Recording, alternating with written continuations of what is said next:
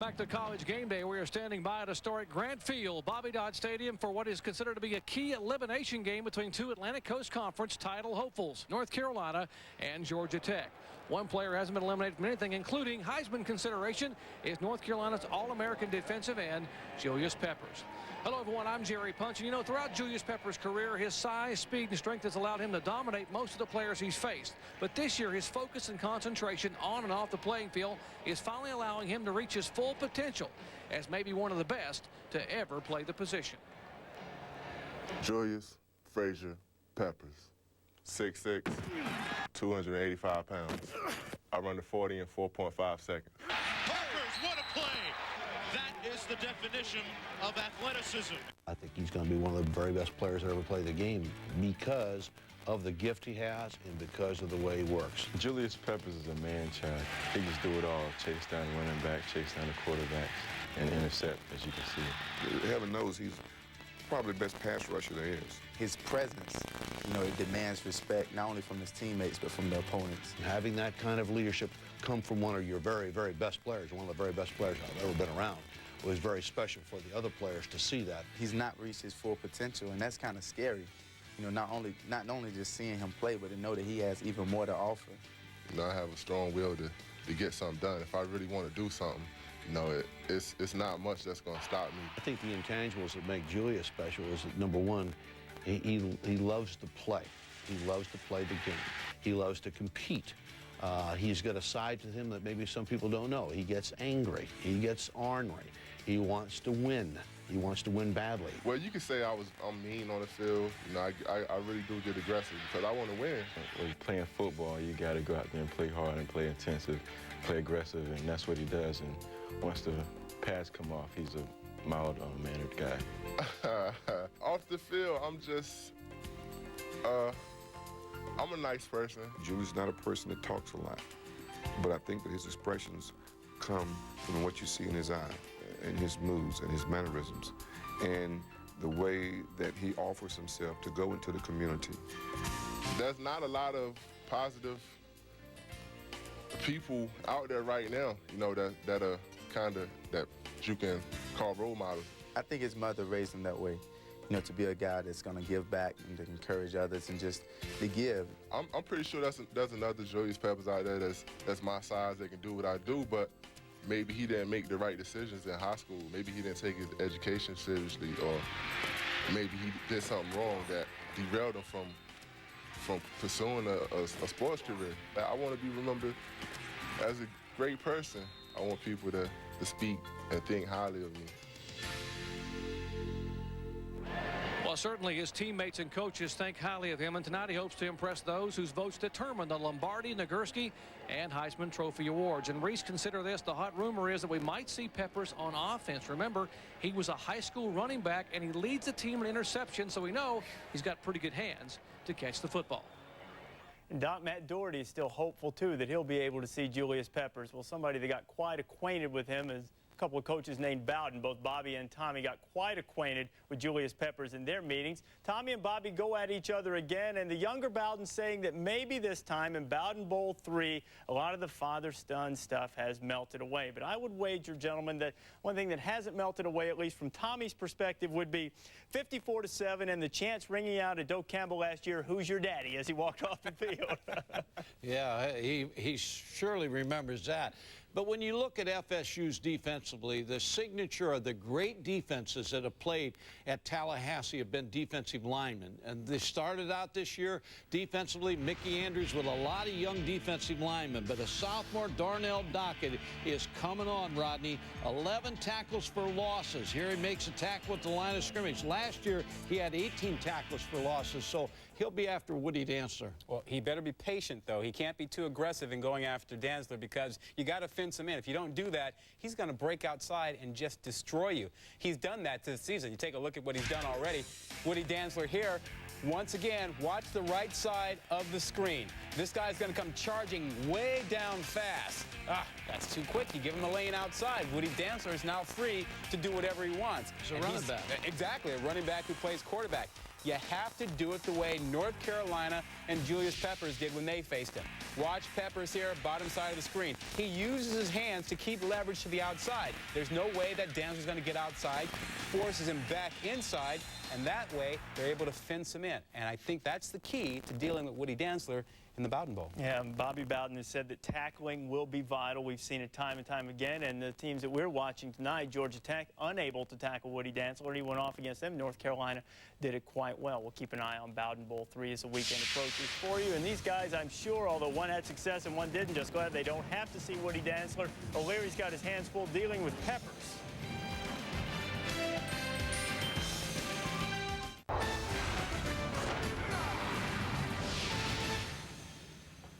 I'm really disappointed. I'm really disappointed. But we can make it up. In 30 minutes, we can change this feeling, okay? We can feel good about ourselves and move on. And move on! Dino Babers, Dino not saying yabba dabba doo to the Aggies there. You can see more of sidelines, both on the field and off of Texas A&M for ESPN Original Entertainment Programming. Move on, Midnight Eastern Time. That's what the producers say in my ear throughout just about every show I do. Move on, and move on we will. We'll have some more serious football over on ESPN2. 9:45 Eastern Time, Colorado State against the highest scoring offense in the nation in BYU and Brandon Doman. It should be an entertaining game, Mike. Yeah, move on. That's what they're saying at They BYU. moved right on into the end zone. Brandon Doman, 22 touchdown passes, 2 interceptions. That tells you all you need to know about this game. I don't know. Those 2 interceptions may go up. They're facing a Colorado State defense that Larry Kerr has put together that has 21 takeaways this season. That's up there where Miami and Oklahoma kind of get that thing done. So this is a Colorado State defense I think will play well tonight. All right, we'll be around for that one, but of course we've got one before that, the battle in the ACC that you're about to enjoy between North Carolina and Georgia Tech. Gentlemen, your thoughts on that as we head to it, Ron? I think Julius Peppers ought to be a Heisman Trophy candidate. It's about time some defensive player got a little bit of respect, Coach. I can't believe you haven't jumped on that bandwagon yet. I list him 4th right now. Curry's not going to play probably tonight, so Durant has to do it on his own. Now, he's used to alternating it to quarterback position. We'll see how that affects him. Yeah, a little bit of a different phenomenon for a quarterback like that and put it all on his shoulders. We'll see how Durant does against that Georgia Tech defense. But right now, it is time for a little serious ACC football between the Tar Heels and Yellow Jackets. Chris Fowler and friends are ready. Chris? Well, the Georgia Tech faithful, Reese, know there's still a lot to play for despite a couple of overtime losses, but standing in the way tonight, a major obstacle, a streaking North Carolina team that strongly believes it has a point to prove.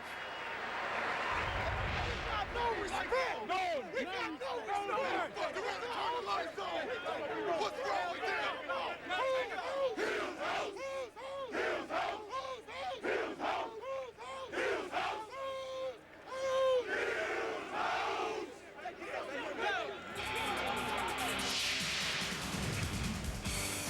Well, in the shadow of Atlanta's skyscrapers, historic Bobby Dodd Stadium at Grant Field, the Yellow Jackets, their folks are grumbling. They got to win them back, even at 5-2. The Heels, as you heard, still want respect, want that national ranking despite 5 consecutive wins. This is an elimination game in the wild and wide open ACC race.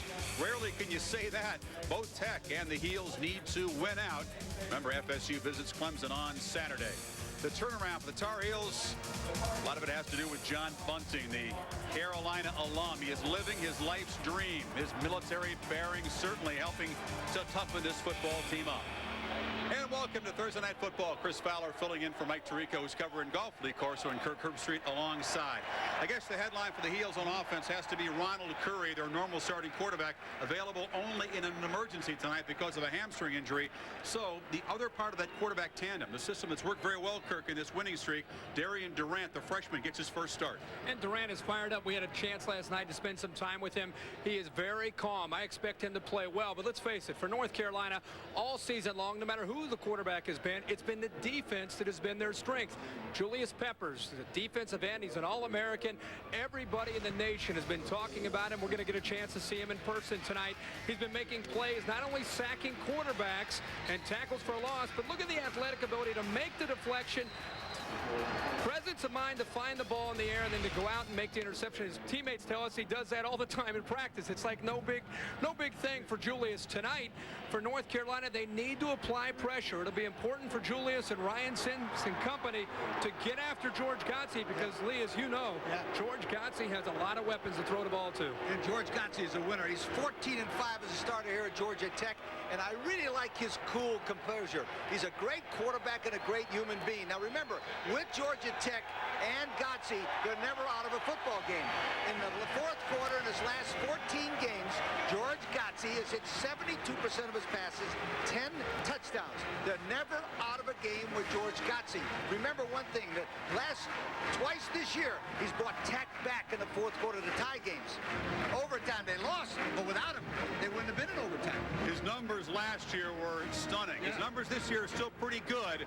He's not the most mobile guy. He needs those guys up front to have their best game this season with the heels on the other side of the line. It's a key ACC game. When these teams have played in Atlanta, it has been real close and real tight in recent seasons. We hope and expect another game like that tonight. The Tar Heels and the Yellow Jackets from Atlanta when you come back. A more perfect evening for football here. A nice blue moon hanging overhead. Will it be a Carolina blue moon? Down to our eyes and ears on the sideline tonight, Dr. Jerry Punch. Good evening, Doc. Hey, good evening, Chris. Thank you very much. You know, as mentioned, North Carolina has their physical forces up front defensively in Peppers and Sims, but tonight, Georgia Tech gets back one of their main men who's been missing for 3 games. Sophomore middle linebacker Daryl Smith led the Jackets in tackles last year as a true freshman. Now, this year against Clemson, he dislocated his left elbow in the second quarter and hasn't played since. Without Smith, Tech lost to Clemson in overtime, Maryland in overtime, and had to come from behind to beat NC State. Tonight, George O'Leary hopes that Darryl can dominate just enough in the middle to stop the Tar Heel running game. Chris? Darryl and his Jacket defenders will take the field first. Georgia Tech wins the toss, defers to the second half. So O'Leary's defense will take the field against North Carolina to start a very important ACC football game. Nice big crowd. It's a big sports night in Atlanta. And there's Luke Monjay, the junior, to kick it off.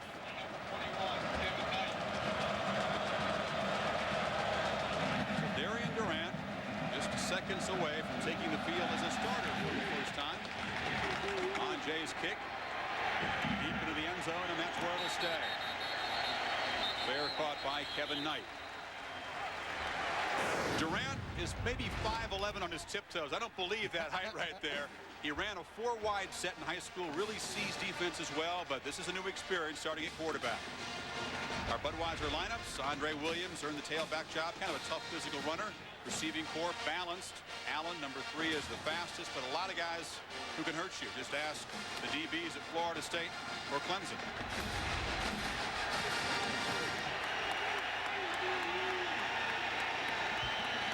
In the I formation, Durant on play action, flips it forward, and it's caught by the tight end, Zach Hilton, the seldom used tight end.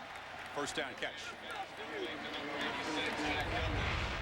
Adam Metz is the old man of the Carolina offensive line. He's grown a beard since this picture. He's flanked by sophomores and a freshman, and he's got to face the bookends of Georgia Tech later. Georgia Tech's defensive ends are tremendous pass rushers, led by number 55, Gaithers. But keep your eye on a guy number 44, Tony Hargrove. He's a superstar in the making when he comes in the ball game. Catch by Hilton yields 11 yards on first down. Again, Durant straight back. Plenty of time. Lobs it down the sideline into double coverage. Almost a circus catch by Sam Aiken, but it's out of bounds. You heard Daryl Smith get mentioned by Doc. Winbush is a 3-year starter, the leading tackler. He's nursing a foot injury. Kirk, the Tech DBs are really on the spot tonight. They're going to get tested by Durant and the wide receivers of North Carolina. The best cover corner is Marvius Hester, but you'll see Georgia Tech in a lot of nickel situations because North Carolina's going to line up with 3 receivers and sometimes 4 or even 5. On the near sideline where he went up and tried to make a circus catch is the Carolina wide receiver, the junior Sam Aiken, number 88. The Carolina trainers have come across the field to tend to him. Part of that very deep receiving core. And where Sam fell is not grass. That's hard surface right there. Like if he fell on the grass in the white part, it might have been so bad. But watch him come down, Kirk. He comes down right down into the hard area, right on his hip. There. Yep. Right on the edge, right on his hip. That's painful. Painful. Doc will be able to break that down for us, figure out if that's going to be just a contusion. No, I think it's a gluteus maximus. You think? I know that one. Well, that's all it is. Oh. He can bounce back off that. Let's hope he's okay. Aiken, 28 catches on the season. Carolina will spread the ball around and use a lot of different receivers. We will check on his status. We'll take a commercial. 2nd and 10 for the Tar Heels at their 31 when we come back to Atlanta. Sam Aiken got up, trotted across the field, being looked at by trainers, but doesn't appear to be anything too serious. First running play of the game, it's Andre Williams, not much there. Chris Young out of the safety position to make the tackle, and there is Ronald Curry, who said in an emergency he could play Curry. This is a game that Darian Durant, as a freshman, is getting his first start because of Curry's injury to the hamstring. They've been rotating back and forth. A lot of people I talked to leading up to this game were anxious to see, now let's see how Durant will handle the pressure of having to be the guy. If he's anything like he was last night, this guy is calm. I asked him, Lee, what's your greatest strength? This is a freshman. He said, my decision making. Wow, I'll find out. First clutch play on 3rd and 10. He's got plenty of room. He's got a first down as he slides to the 45. Not known as the running part of that tandem, but he showed pretty good quicks. I remember him one time against Oklahoma doing exactly the same thing. Remember when he came in against Oklahoma and they scored 27 points? Here's Durant, who's an outstanding runner. He leads the North Carolina team in total offense. And Kirk, like you said, that was a nice, cool play on his part. Yeah, great presence in the pocket. He looks downfield, sees everybody's covered. Yeah. He has a very good feel for this offense. We'll see how he directs it tonight against a pretty good defensive Tech. He's got to slide sooner because Darrell Smith almost took his head off on that tackle. Incomplete. Looking for the fullback, Madison Hitchcock. You can see Durant does not appear to be 100%. No, he came up off that hit by Smith, and he's been sensitive there. It looks like maybe on the right leg. We'll have to see how that affects him so early in the ball game. But I just can't say enough about his poise for a young freshman. A lot of times you see a guy that has raw ability that needs to grow into the position. This guy has a little bit of everything, has that moxie you love to see from a young leader. In the gun, they hand off to Williams, who is met and dropped for a loss.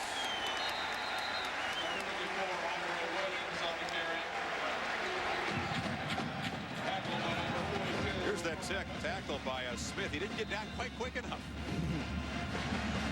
Forearm to the head. Blow to the head. Anytime a quarterback gets downfield, you know you better get down quick because linebackers like to look you up and put any kind of hit they can. And Darrell Smith's one of the best in the ACC. Yeah, Durant weighs 225 pounds. He's not a small young man. Another 3rd and long for the young guy. Again, flushed out.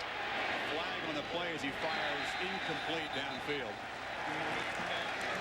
Flag came in a holding zone.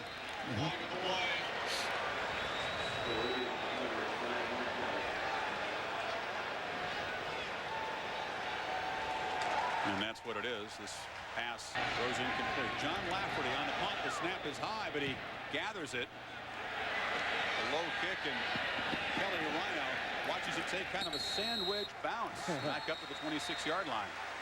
30 yards on the punt by Lafferty. Not what they were looking for.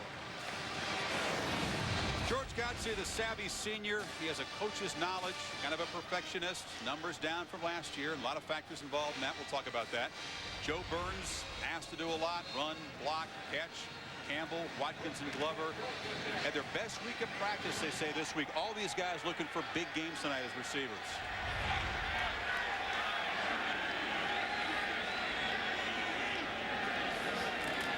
Play action. Godsey looping the pass. It is almost intercepted, almost a circus interception. As Michael Waddell had his hand on a ball, sat in his hip, close. Playing zone defense, and George Godsey tried to slide one in. Look at the athletic ability out of Waddell. Gets up, and now he's just trying. Now it's a circus catch. He's using his leg, his ankle, his thigh, knee, anything. Great effort, though, on Waddell. Outstanding. And Thornton, he almost kept it up long enough for David Thornton to come over and make the interception. He has 11 pass breakups this year, leading the football team in that. Best cover corner, that's for sure. Great athlete. They hand it off on second down. This is Joe Burns twisting for about 5 yards. Guys on the hot seat tonight as we continue the Budweiser lineups. Tech offensive lineman, a little unsteady this season. Nat Dorsey over there on that left side. He'll be getting some help against Mr. Peppers. Well, North Carolina feels they have a pretty big advantage. Lee talked about him earlier, but we talk all the time about Julius Peppers. Georgia Tech is just as concerned about 87 Sims because he has incredible speed for an interior defensive lineman. So watch both those guys up front. Third and about 6, 3 wides. Godsey fires far side. The ball bounces off the turf. And the Jackets are 3 and out in their first possession. They have not been a very fast starting team on offense, something that they were very good at last year. A lot of that for Georgia Tech is they want to try to feel a defense out with a variety of formations, see how the defense will respond, and then react accordingly later in the first quarter and into the second half. This is not a team that punts very often. Only the 21st punt all season. That's a very low number. Dan Dyke back for the Jackets. No pressure as the heels peel back. And Bosley Allen will field it.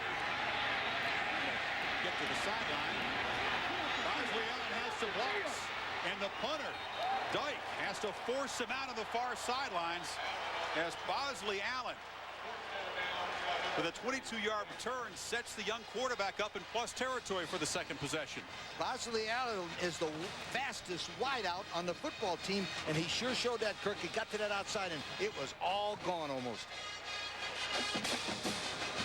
Now watch Bosley Allen here, number 3. He's a junior from Bradenton, Florida. He started 19 straight games as a cornerback, and they told me he's the fastest wideout they've got. And he shows his speed there, doesn't he? Once he got to the wall, he had at least 15 or 20 yards to pick up, but that was all him. Great effort to get to the wall. He's had a couple of career punt returns. Really? Yeah. Carolina had to sneak in a timeout there. Little confusion. So when you come back, the Tar Heels will have the ball first down in Georgia Tech territory. Early going, we're scoreless.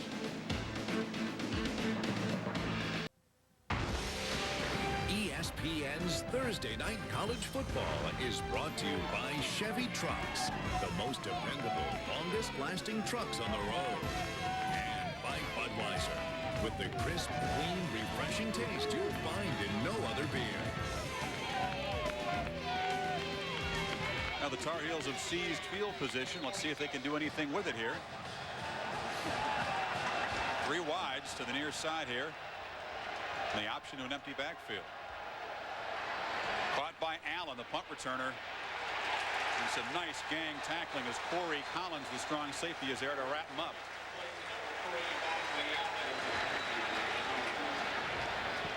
You could tell both teams kind of going back and forth. This North Carolina team has come so far in their last 5 games. And you got to remember, they opened up with Oklahoma, Maryland, and Texas.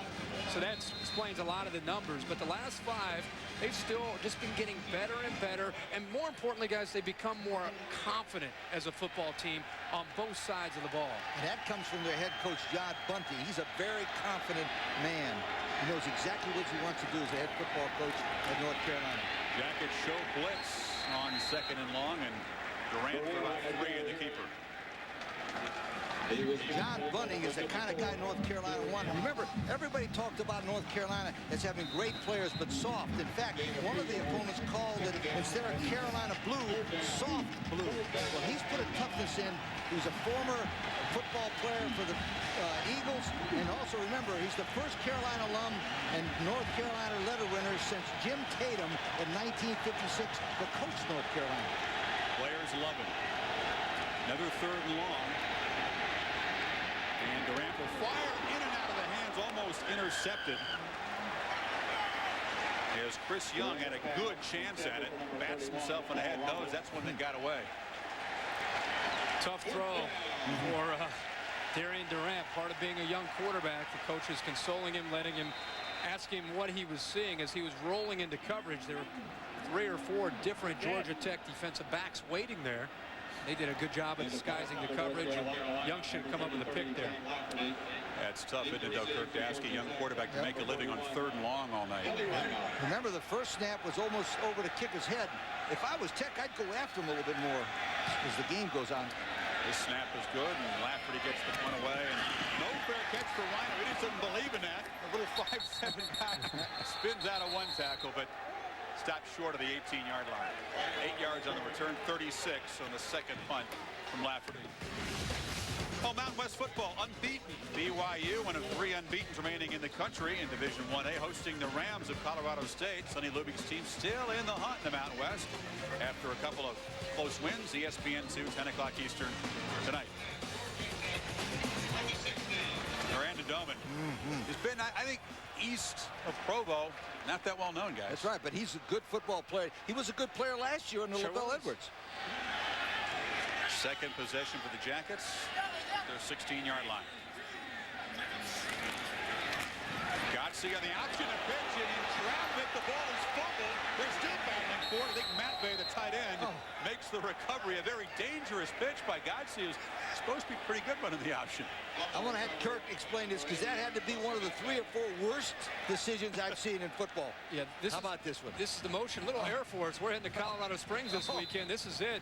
Triple option out of George Godsey. Makes the read with Burns. The guy comes down. He keeps the ball. But then he pitches. Doesn't get a block out. You got to keep that. If you're a quarterback, hold on to the football and try to pick up as many yards as you can. He averages 6 yards a carry on the option. As a quarterback, that's pretty good in this offense. Julius tried to pick it up and run with it there instead of just falling on it. Peppers has the ball at his feet there and a chance to set it up in good position, but he's thinking 6. He's thinking big play. 11 yards on the catch. First of the night by Kelly Campbell. Now they're waving it off, and the crowd here doesn't like that. So, out of bounds. Linebackers for North Carolina, Lee. North Carolina has one of the best defensive lines in the nation, and roaming behind them is number 30, David Thornton, number 1 tackler on the Tar Heels football team. Dexter Reed, the playmaker. We've talked about Waddell, the best cover corner. George Godsey, 0 for his first 3 attempts tonight. Now he's got 3rd and 15, and here comes that pass rush. They chip Pepper. They block him pretty well. The pass is caught by Jonathan Smith. He has first down yardage. First completion is a big one if they want to stay out of the field position hole down here. Boy, big on 3rd and 15. George Godsey gets to time, picks up 17 yards on the throw.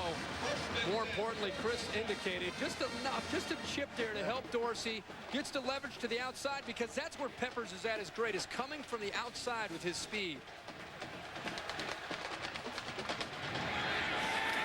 Now on first down, they hand off to the fullback on the option. That's Burns straight ahead. A little better execution that time. He'll pick up about 7. Well, you know what? I think that was a triple option read. I don't think he had any read to that. Watch it, Kirk. He gives the ball to him. There's no read on that. He's going. In fact, the tackle's coming from the outside. I think you can do that every once in a while. You just call triple option, no read, and you give the ball to the fullback. And that was a nice play by Godsey that time.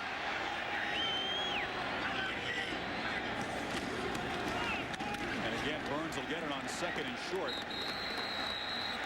Didn't get too much there as Billy D. Greenwood, the strong safety, helping out Dodgy Coates up the tackle. Well, it's going to be 3rd down at about 3, and that's not an easy call for an offensive coordinator, is it? It's better than 3rd and 15. Well, not 3rd and 15. You know what you're going to do. Bill O'Brien is the much maligned offensive coordinator here at Georgia Tech. We all think collectively he's been doing a great job. He's a young coach, learning on the move here as an offensive coordinator. And you're right, this is a tough call. See what he goes with. He's going to go to the near sidelines, and Jonathan Smith makes the catch and has a lot more than first down yardage. We talked to George O'Leary, and he told us that Jonathan Smith could be a special football player. And I want to show you what's so great about Jonathan Smith. He drives the defensive back, but watch his hands and eyes right there. See that hand? See that eyes, Kirk? No, you can't coach that. This kid's going to be a special football player. 175. Nice-looking player, isn't he? Sure is. After the bad decision to make the pitch, they dodge a bullet. And since then, Godsey been making great decisions. That's a handoff to Sean Greger. Rips up about 7.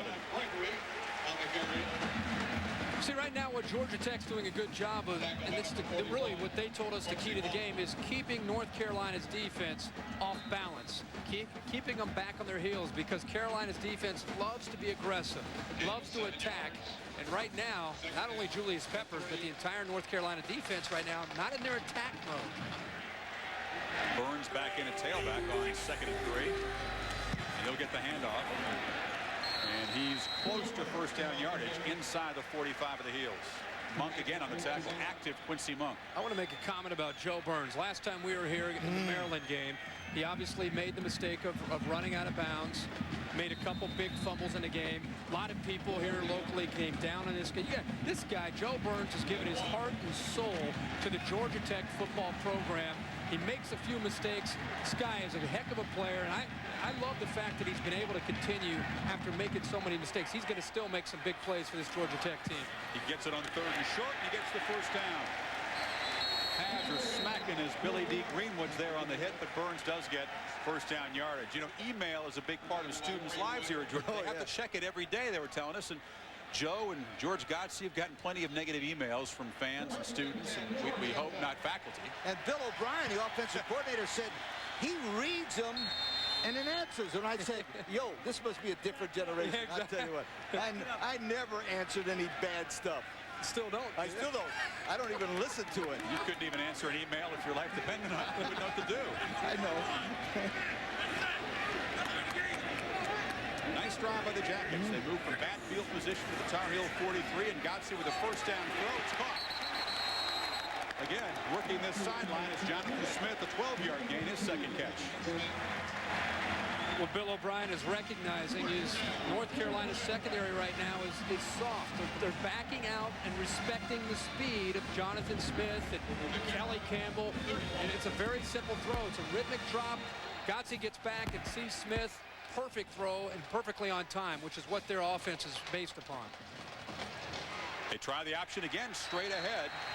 And Burns muscles ahead. Another big gain. These guys are ripping off 7-8 yards on first down runs. Boy, you got to give David Schmidtgall, the center, a lot of credit on this one. When he comes off the ball, he creates a void there, and Joe Burns hits the hole so quick. This is not a read option. If you'll notice, all the linemen are blocking straight ahead, Kirk. If they were to read option, you'd be going to different levels. That's a nice call by Bill O'Brien to run right at North Carolina.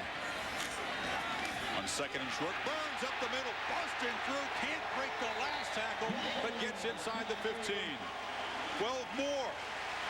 Dexter Reed on the tackle, but the Heels are on roller skates going backwards. And here again, it's a matter of keeping them off balance, mixing in the fullback, mixing in the tailback, throwing the football out to the outside.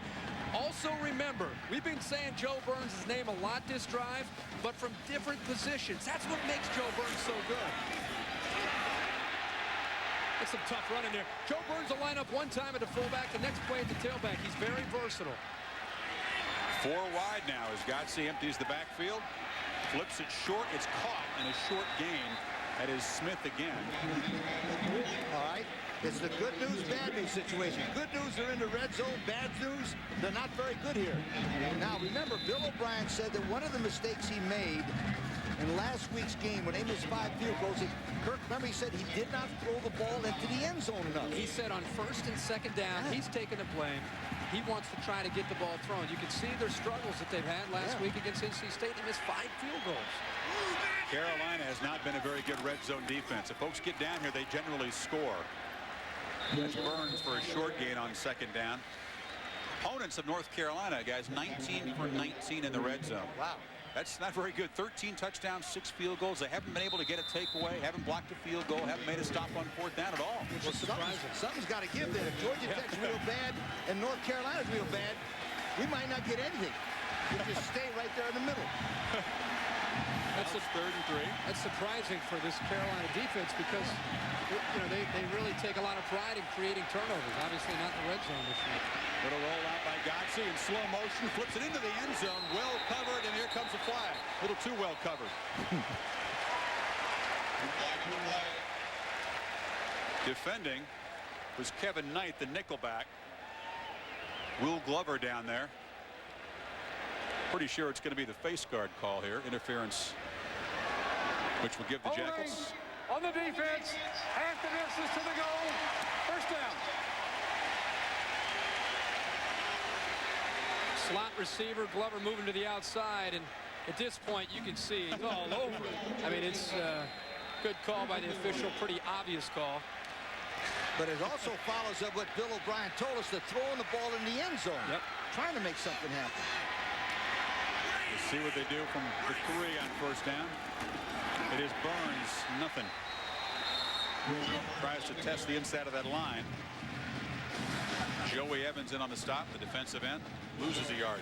I think against Carolina's defense, you're either better off running in tight between the tackles because of their speed, running side to side, or throw the football into the end zone. One or the other. You're not going to be able to run a toss sweep, I don't think. Or, with their speed and quickness, I would not be surprised if they didn't run a bootleg action. Yeah, bootleg, misdirection. Yeah, get them going one direction and come back the other way and throw it in the end zone. 16th play of the drive is a handoff to Burns. Again, sidesteps, gets down to about the 1. So Burns, his 8th carry on this drive. Godsey, 4 of 5 on this drive, but still they haven't cracked the end line. Godsey after the play, and a lot of times you see quarterbacks doing this, yelling over to the offensive coordinator trying to help him, and a lot of times that's the bootleg you're talking about. If a quarterback after a handoff down inside the goal line recognizes that defensive end crashing down, so a lot of times he'll yell over, they're crashing, let me keep the ball around the corner. Burns one more time, doesn't get there. Tries to hold the ball over the goal line. Couldn't do it. 4th down. All right, I'm first guessing. If I was George O'Leary, I'd definitely go for the touchdown. I would not kick a field goal. If nothing else, you leave the ball there. But if you can't make 6 inches running the football, you don't deserve to win this football game. Go for it, O'Leary. The guy missed 5 field goals last week. Go for it. He's listening to you, Coach. Don't worry about it. This is an attitude. Exactly. An attitude. Quincy Monk has been stalwart. The middle linebacker, 41, jumping in there in that stop. It's Burns at tailback. Burns one more time. He doesn't get there. He is submarine. Huge play by David Thornton, the linebacker, grabbing him around the legs. And the red zone troubles continue for the Jackets. The first stop down there all year for the Heels. Amazing. Isn't that amazing? They stopped him? Now, I tell you what, I don't care. He made the right call. David Thornton stopping Joe Burns, who carried 4 times inside the 5. We are still scoreless, late first quarter.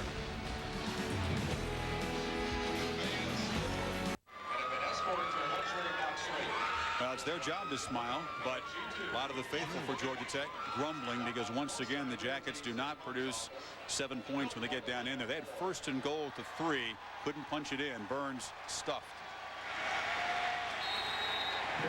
Now Durant has enjoyed pretty good field position in his first career start, backed up to the 1.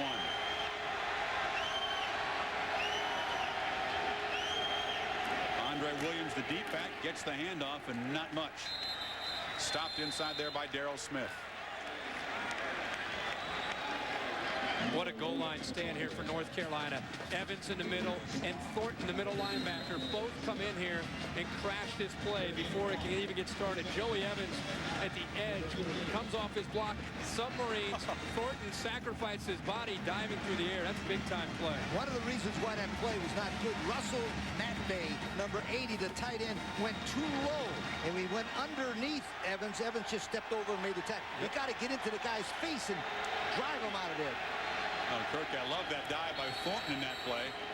There's a whistle before the 2nd and 9 play for Carolina. That is sacrificing. You're right, because he dove about 3 yards to meet Burns. He sure did. In the game on the offense. He's been doing that all year. Yep. David Thornton has been, this is a guy that was a former walk-on, was given a scholarship this past spring, and he has been sacrificing his body. He flies about 2 or 3 yards through the air and makes the play to help Joey Evans out. He's a high school quarterback. He came to Carolina, tried out for the JV basketball team. I'm going to give that a try. Didn't quite measure up there. And you're right, Kirk, got that scholarship awarded in front of the whole team. John Bunting making the announcement in spring. He's now no longer a walk-on. He's a starter. He's got nice size, 6'2", 230, a senior. Positive. Goldsboro, North Carolina. Positive kid, too. Really upbeat. Durant fires very short, complete, and wrestled out of bounds is Bosley Allen by Chris Young. Durant, Kirk, He's now 3 for 7, but very short yardage. All the underneath stuff. Yeah, right now Georgia Tech's trying to keep everything in front of them, trying to make Durant prove that he's going to have the patience tonight as a young quarterback to move this team down the field. I'll tell you what, I think Gary Chenko as an offensive coordinator, even though they're deep down in their own territory, now it's 3rd and long. If Georgia Tech's going to play soft like that with coverage, Carolina's going to have to be able to run the football. And the late arriving crowd now here in force and making some noise on 3rd and 6. Jackets come with a blitz. Durant looking but not finding Hilton, the tight end. So the Jackets can't punch it in, but the defense does its job, and they should have pretty good field position. And this is one of those situations where the center, remember, had a bad snap, so I would try to either block it real hard or whatever. You remember one thing that's very important. This is the area where you usually get a good punt return because the North Carolina team will block first and then cover second. Well, we know this. Kelly Rhino ain't going to be field fair catching the Jackets. He never does. He's standing at the Carolina 47. Lafferty, as we get a flag. Illegal substitution. That's my second favorite after the halo, Kirk. Is it? Oh, yeah. It's right up there, huh? Oh, yeah. Dead ball, substitution infraction on the offense, half the distance to the goal. It's even better like that. Nice. Excuse me, Kirk. 2 things you got to remember. Number 1, now the center is only going to snap at 12 yards instead of 15. And remember, if the kicker steps on that line, it's an automatic safety. See that line right there? Yep. He steps on that, big time trouble. Lafferty gets it away. It's pretty low, though. Rhino has to back up to his 49. He'll have a good running start in the return. Kelly Rhino barreling inside the 31-yard line. Look at the little 5'7" guy with the legs turning. This is the second time we've seen Rhino, and I think he's one of the most underrated punt returners in all of college football. Look at the face mask. Is this old school? I had that face mask in 3rd grade. Yep. Look at that baby. That's a 19-yard return. Yeah, and he leads the ACC in returns. He's tougher than nails. He reminds me a lot of Tim Dwight, who used to be at Iowa. That type of mentality. You know who he reminds me of? His dad, Randy Rhino, used to be a sensational punt returner, and they introduced him just before the game. He looks like he can still play. Sure does. Heels have been a very good punt coverage team. Nothing longer than 11 yards since the Texas game. But Rhino's 19-yarder sets up Godsey. Is throwing on 1st down and completing. Again, Jonathan Smith for 10 yards. Smith has been the favorite receiver, not the more glamorous guys. He's the future for Georgia Tech, one of the great receivers down the road. But it is interesting how Georgia Tech throwing on 1st and 10. And they've done a good job between the 20s, which is their trademark. Done a good job of keeping North Carolina off balance. Godsey has sharpened up. We expected a defensive game. We've got one in Atlanta the 2nd quarter when you come back.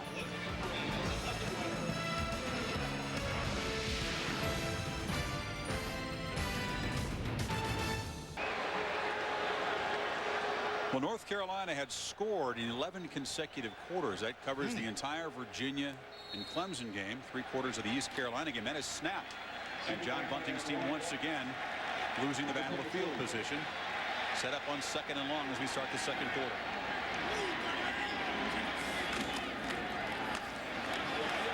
That's Godsey. And running is not his strength. That wasn't our crowd. No. Monk on the tackle. Down to Dr. Jerry Punch. Guys, after the previous Georgia Tech possession, class was in session on the North Carolina bench. It was basically triple option 101. James Webster, assistant head coach and defensive end coach, talking to Peppers and Joey Evans, the 2 DEs, talking about when they run the triple option, here are your responsibilities. Who has the pitch back? Who has the quarterback? Who has the dive back? Trying to refresh it in their memory because of what Georgia Tech's been running here in the 1st quarter. It's a long one on 3rd down. Godsey's going to keep it. He's got 1st down yardage. He's got about 5 yards, and that's about what he averages on the keeper. Usually gets about 5 to 6 yards on the option, and you can tell that's a big part of their plan tonight. That last one, he got stoned. You could tell the adjustments that Doc just talked about came through for Carolina. This time, Godsey, Thornton was there to make the play again. This time, Godsey breaks the tackle, picks up the 1st down. The reason why he made the 1st down in this one and not in the other one, he went out wider. When he went inside there, he's not that strong kid, but that time he got a nice little quickness and went to the outside, and that's how he got the first down. Coach, the backup tackle for the Heels, is the player being attended to as they look at a knee. One of the guys who rotates inside gives Ryan Sims a spell. So one more time, the Jackets go into the red zone, and we'll check the play selection you talked about and see what they do, see if they can be more productive. See if Bill O'Brien will take a few shots at the end zone. He said he wanted to do it on first and second down, not wait till third down when the defense is expecting it. They're going to get an opportunity here now. You mentioned they moved the ball inside the 20 down to the 17-yard line. As they tend to coach, we'll take a break.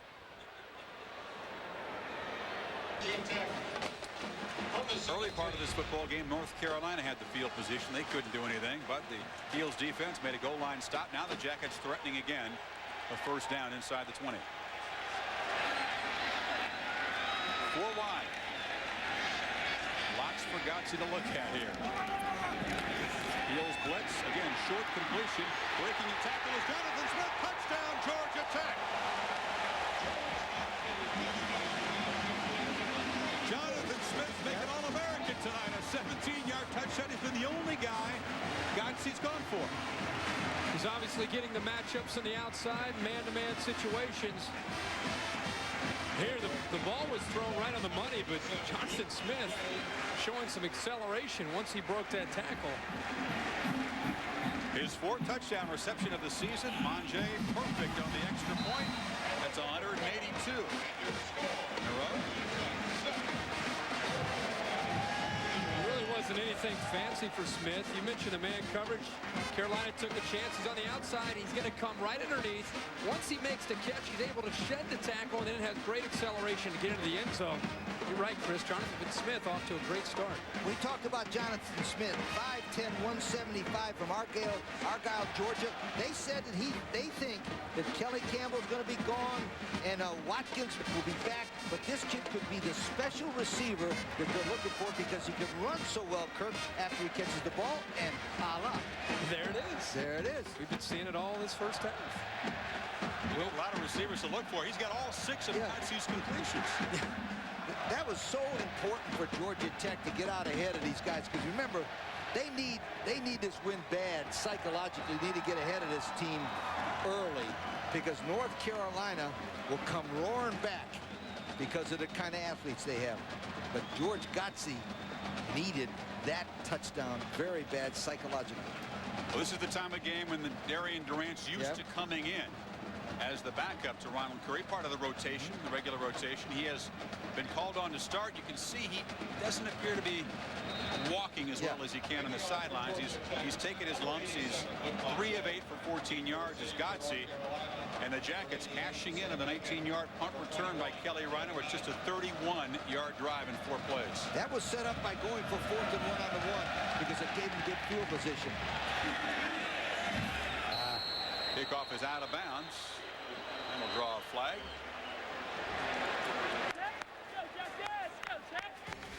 Well, college football kicks off at noon Saturday on ESPN and ESPN2. Games in the Big Ten. Kurt Kittner and Illinois against Purdue. We talked about that in the pregame show. Important one in that conference. And Joe Pa with a winning streak now, hosting the Golden Eagles in Happy Valley. That's on ESPN2. What a story. They're a completely different team now, you know, at Penn State. Zach Mills, the quarterback. I think he's the key to moving that football team now. Different attitude on that team with him under center. Yeah, he sure is. Speaking of different attitude, Carolina's offense needs to come up with a different attitude. They fake the handoff, and Durant looking to throw on first down, not going to be able to. Gets back to the line of scrimmage, though. Last couple of drives, guys, net 5 yards and a pair of 3 and outs. You know what Georgia Tech's able to do with the youth of North Carolina's offensive line? Georgia Tech's relying on their front.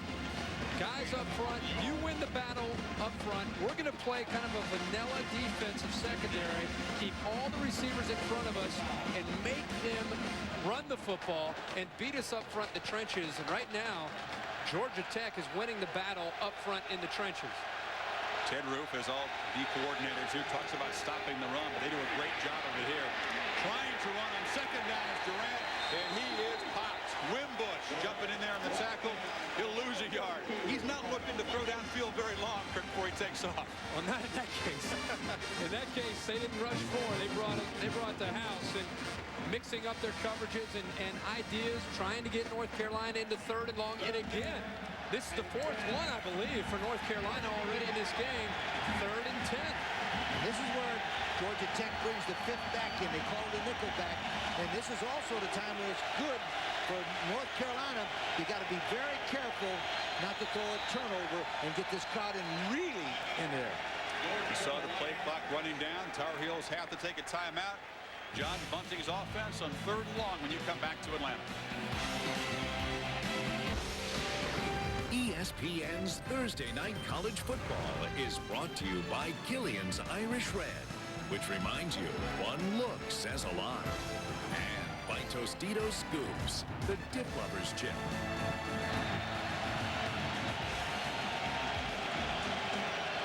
Tar Heels on 3rd and 10. Durant, well protected this time, flips it open to a wide open Bosley Allen, and he has a 1st down in Jackets territory. That ought to give him some confidence. Yes, it should. 3rd and long. That time they pick up 18 yards on 3rd and 10. And this is a credit to the offensive line for giving him time, and also credit to the receiver Allen for finding the hole in the zone. Did you see how he stopped? He found, that's experience out of Allen, finding the hole, was sitting in there and allowing the young quarterback to throw it in there. Chris Young, the safety, just running on by, looking at a different receiver, trying to avoid the rushes. Durant scrambles, flips it into traffic, once too high. Nice mobility. You know, Chris Young coming under blitz almost had him and thinks he should have. Well, Chris Young made a bad mistake in that situation. On a blitzing situation, always tell the guys the blitz to slow down. Don't try to hurt the quarterback, just make the tackle. He tried to hit him so hard, he missed him. They should slow down and tackle him high and make sure they get him down, because that kid's too strong.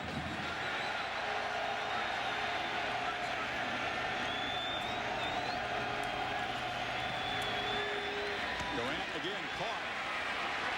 Pass zipped and break it inside the 30-yard line as Chesley Borders. You can see when Durant has time to throw, gets into a rhythm. He's an effective thrower. He's very accurate. This time he comes back, he hits his 5th step, makes his plant, throws a BB right in there, and the ball is thrown right on time. Borders, who's a big play receiver, found an opening again. That time there was a good read there by Durant. This time they hand it off to Jock Lewis, flying in there to make the hit. Fox, the linebacker. Let's get on to Jerry Punch. Guys, Darian Durant sprained an ankle against Florida State, a mild ankle sprain, but we've been watching him on the sidelines a little bit ago here, and it's not that he's limping, but he's walking very gingerly when he's on the sidelines, leaning over, doing some stretching, grabbing a calf a little bit, almost favoring that ankle as you watch him go back in the huddle. And we notice he hasn't touched it for run very much. I'm wondering if that ankle is bugging him a little bit. Doc, I know you keep an eye on that as Ronald Curry, who could come in if Durant just can't go, but they don't want to have him do that on the bad hammy. Durant flips it open, wide open down there, and Blake's caught. Corey Bailey, the touchdown. He bobbled it for a second, but touchdown, 30-yard strike from Durant to Corey Bailey. He was so wide open. He held onto the football, and I'll tell you something. This is the old hitch and go. And what's surprising, as an experienced corner as Marvius Hester is, he bit on it, which surprises me. And then it's an easy touchdown, although Bailey made it interesting, bobbling it there. You know, I was just about to say, as Doc was reporting about the injury to the quarterback Durant, this is an opportunity of a lifetime tonight. If he performs well after the coaches going back and forth between Curry and Durant, if Durant plays well tonight and North Carolina wins, North Carolina coaches have a very interesting situation. Well, Darian Durant, after struggling in the first quarter, he's a second quarter kind of player. This is what he's used to excelling. 3 of 4, 65 yards, and the touchdown to Corey Bailey. First time after the Cowboy, they brought double-A blitz. On this very sharp drive, Darian Durant setting a new Carolina freshman passing yards mark. He passes the record of Ronald Curry back in 1998, now more than 1,000 yards. See the hitch and go. Hester comes up. What's amazing there is he wasn't even looking. He was looking off to his right, and yet Hester still bit on the hitch and go. The reason why he has time to throw is Greg Hoofner right here, 6'5", 265, 69. Watch him. He picks up the blitzing linebacker and does a nice job. That's why Durant had enough time to throw that pass for the touchdown, was that young man right there with a tremendous block. You see Corey Bailey's eyes, and you look back to Hester, say, I got you there. You bought the fake, I got you. So the Heels, a nice drive to answer. And the deep kickoff fielded by Kelly Campbell is at a very quiet evening. Until right here, Campbell showing the flash of speed. A good return of 28 yards.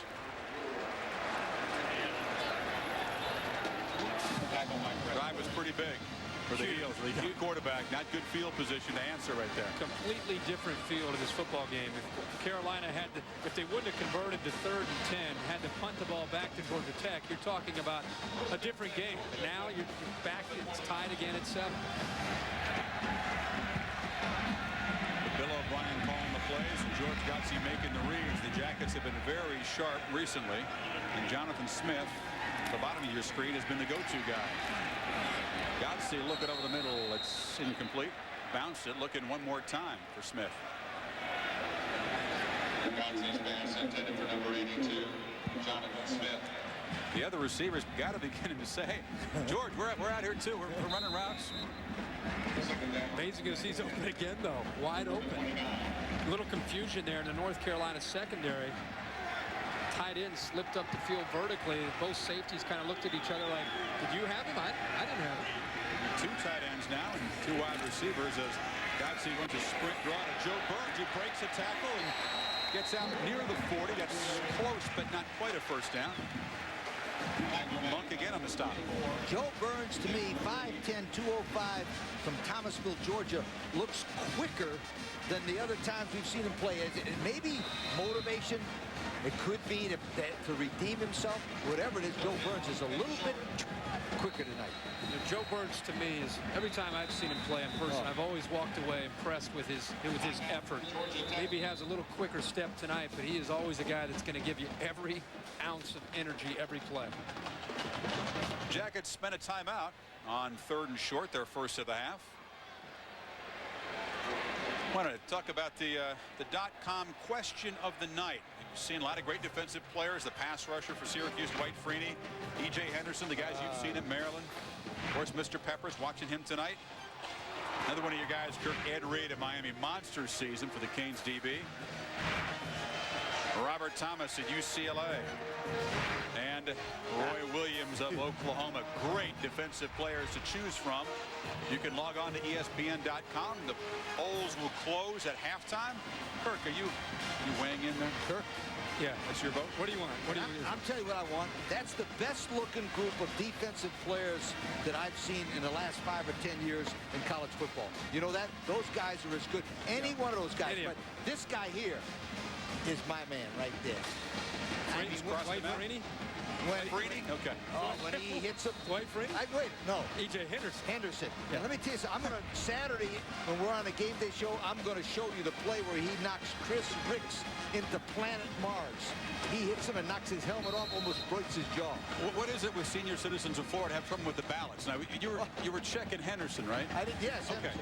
Oh, Julius Peppers tonight hasn't been able to come up with very many plays. In fact, Matt Dorsey's held his own. Georgia Tech wanted to see how tough Peppers was. Some movement on 3rd and short as they went to 4 wide on 3rd, less than a yard. Heels point to the offensive line. One of the ways Georgia Tech wanted to slow down North Carolina's front was using the cadence. 3rd and short, a good time to try to use this. Backfired. 5 yards. 3rd down. Lee, you know as a coach, when you go with a hard count, you're purposely trying to draw off an aggressive defense. Right. And in this case, you went for it and your own guy jumps. That's frustrating. But one of the things I always had in my game plan was to use the snap count as an offensive weapon. Sure. That's what they just very, tried, very and important. it backfired. Yep, that happens. Had trouble on 3rd and short tonight. Don't have to worry about that now on 3rd and 6. Godsey fires. It's caught for first down yardage. The first catch by a non-Jonathan Smith receiver. That's Will Glover.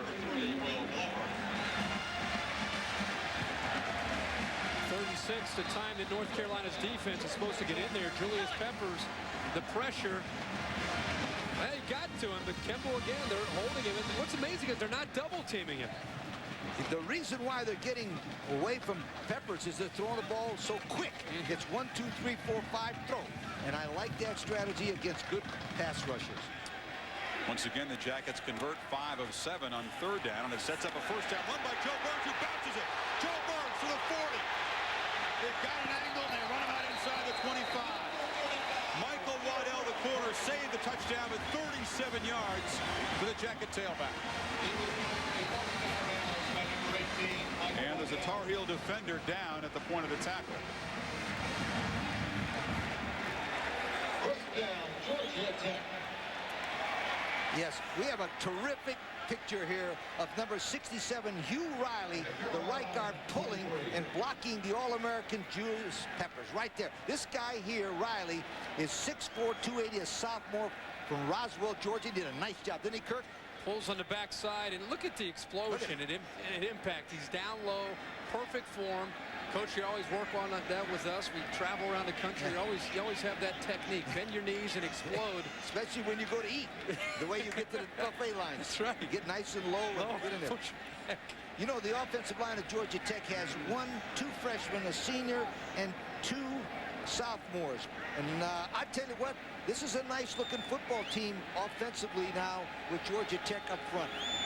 The injured player is the corner, Errol Hood, is down to the 21-yard line. Seems to be okay. That is Burns' longest run of the season, as Hood is slowly helped to his rear end now. Still talking to trainers.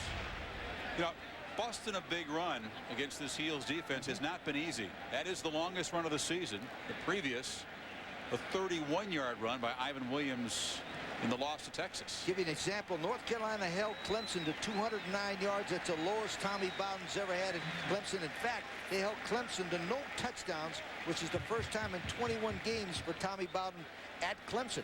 They're a fine defensive football team. It looks like, Kirk, that the misdirection plays, the quick hitting plays, and the throwing, keeping them off balance, Bill O'Brien has got a nice rhythm going.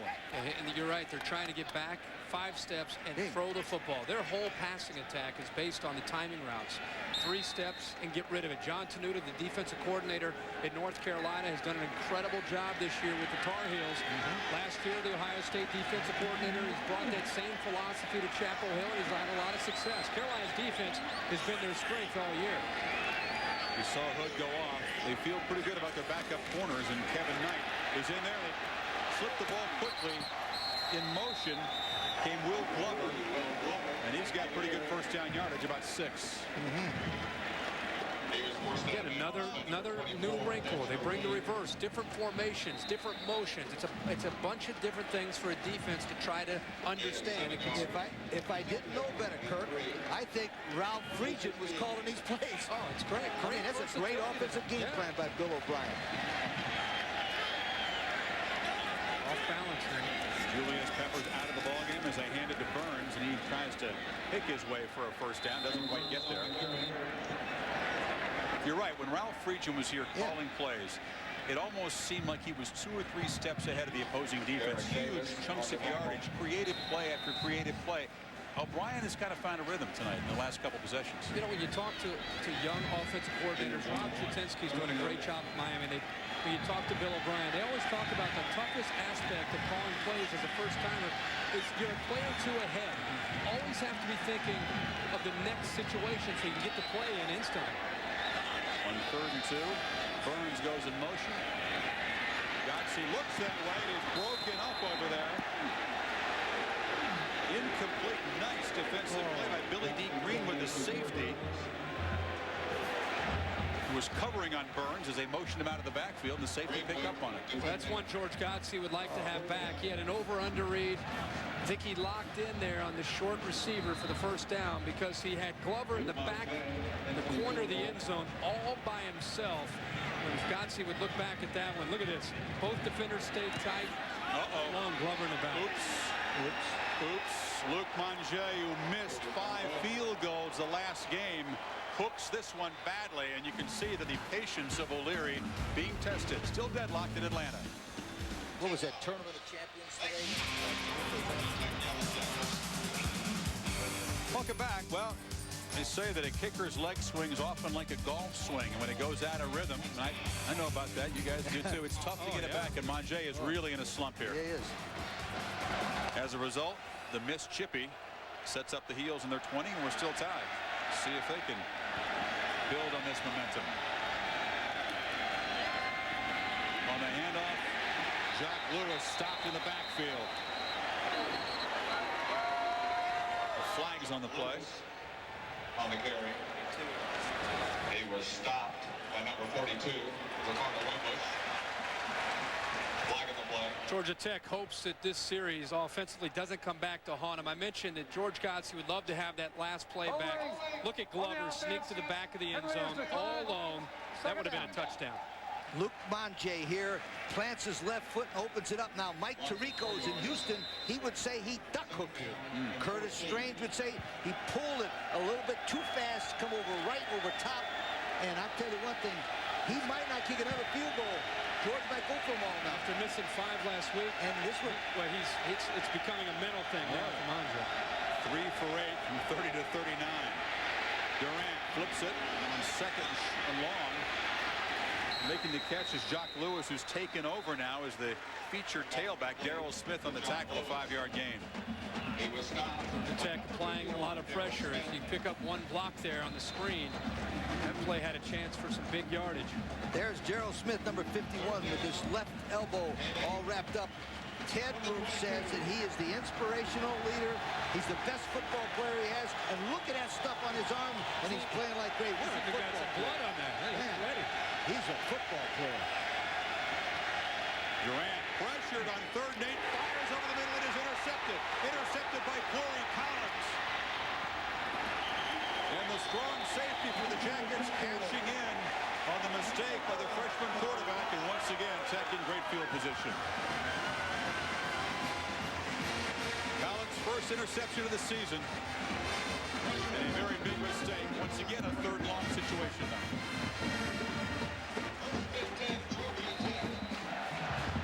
That's just part of being a young quarterback.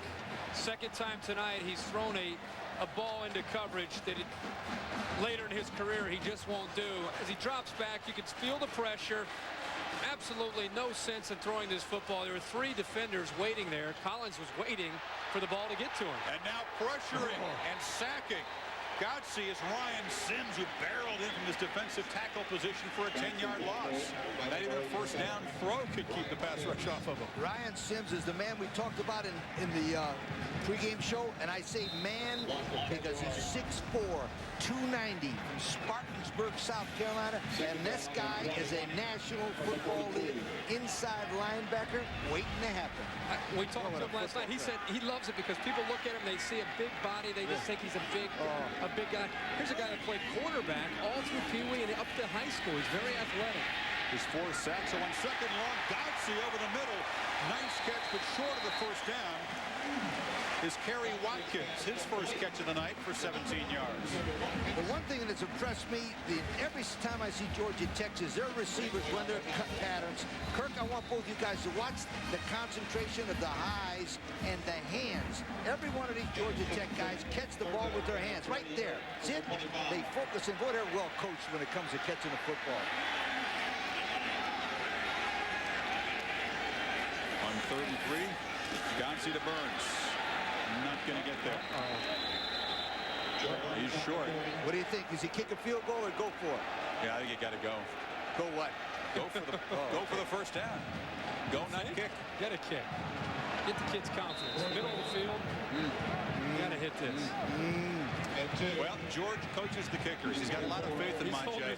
Well, look, even after a lot of faith. Well, that face looked like a lot of faith. Hey, let me tell you something. Does that guy look like he's got the right call made? I'll tell you why he's got faith. Manje from 41 yards. He's better outside of 40. And this one is knocked right down the middle.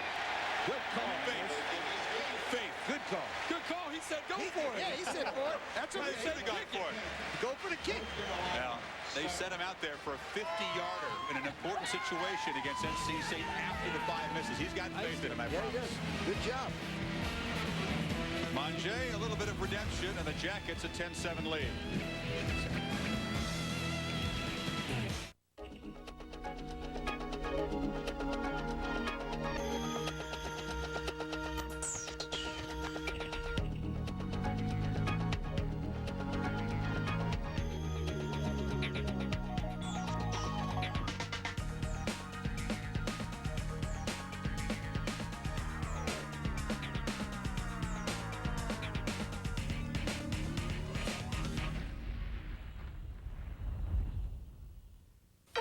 What is it that binds us to this place as to no other?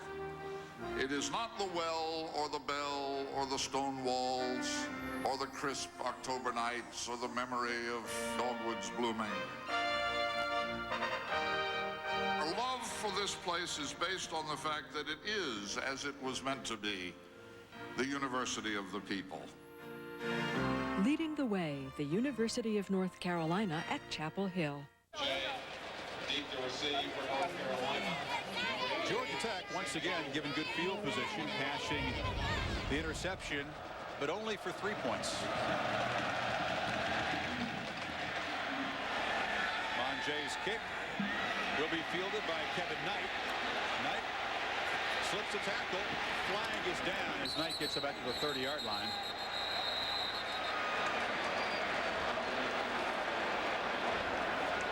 Kevin Knight on the return.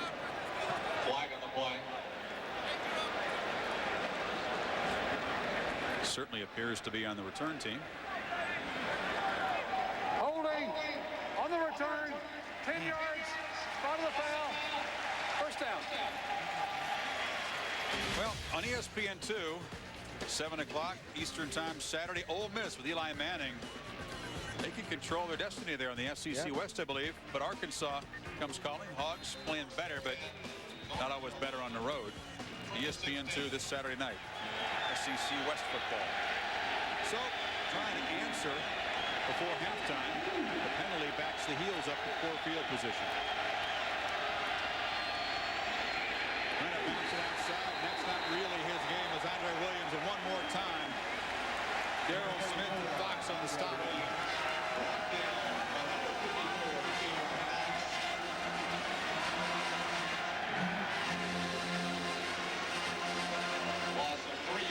North Carolina, when they haven't been able to run the ball, it's because the offensive line is getting beat up front here. Not only beat up front, but the numbers favor Georgia Tech there, and they're flying to the football. Georgia Tech is also slanting the line one way, let the linebackers scrape the other way, and that's why you can't get to the linebackers who are making those good tackles. Durant fires. Nice catch. Bosley, Allen. Bosley has to get a stiff arm and get shoved on his rear end. Very close to the first down yardage as Young made the tackle. We'll have to check the spot. I think it's going to be enough. He was tackled by Chris Young. That ball was fired. He's got a nice arm. Yeah, he's got a cannon.